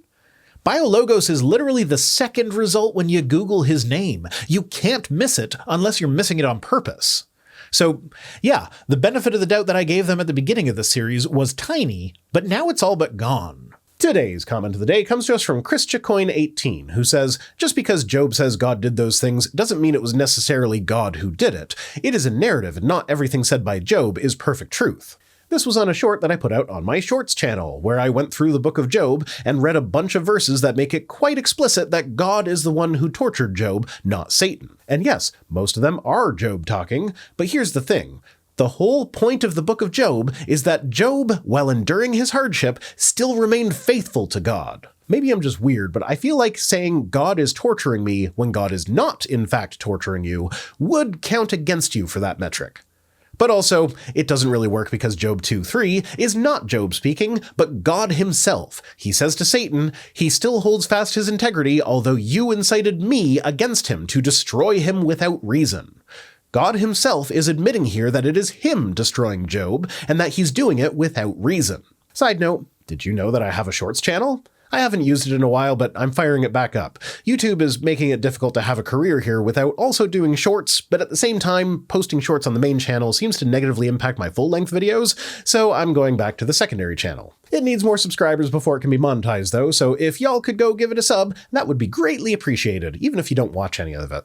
though watch time would be nice as well, so feel free to scroll through a few. Thanks for watching. I'll be back next Friday with more, but if you need to get your Rhino fix in before then, I live stream with Cirrus every Wednesday, 8:30 Eastern on my other channel, The Watering Hole. Thanks to Piper for being my editor, and special thanks as always to my patrons, who are the online encyclopedia referenced by the story that is my channel. If you'd like to definitively prove me to be made up bullshit, you can join us on Patreon for as little as $1 per week over at patreon.com/ViceRhino, or by supporting the channel in one of the other methods that can be found at links.vicerhino.com, which is also where you'll find links to my other projects. If for whatever reason you want to send me stuff, my P.O. Box address is in the description. See you next time!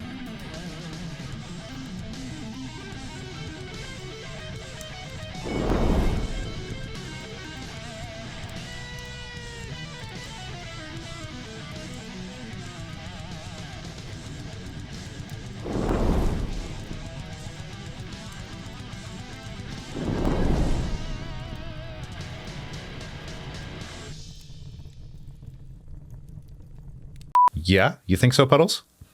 Just right here. You want up? Uppy? You coming up?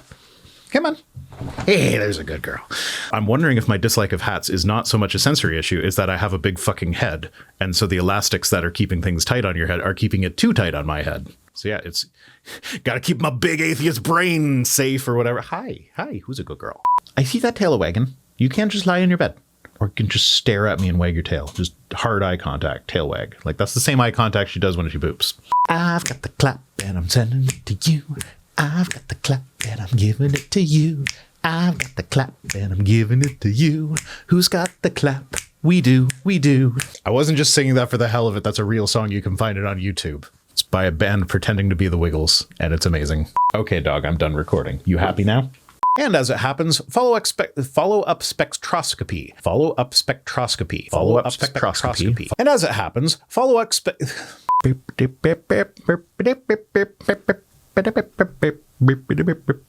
I never finished the script. Fuck. I will return with the thanks for watching bet. I feel like in another life, I could have been the guy who reads the side effects in the prescription commercials. Get your squeaks out. It does less squeaking when I actually work it. Work it. I'm so sorry.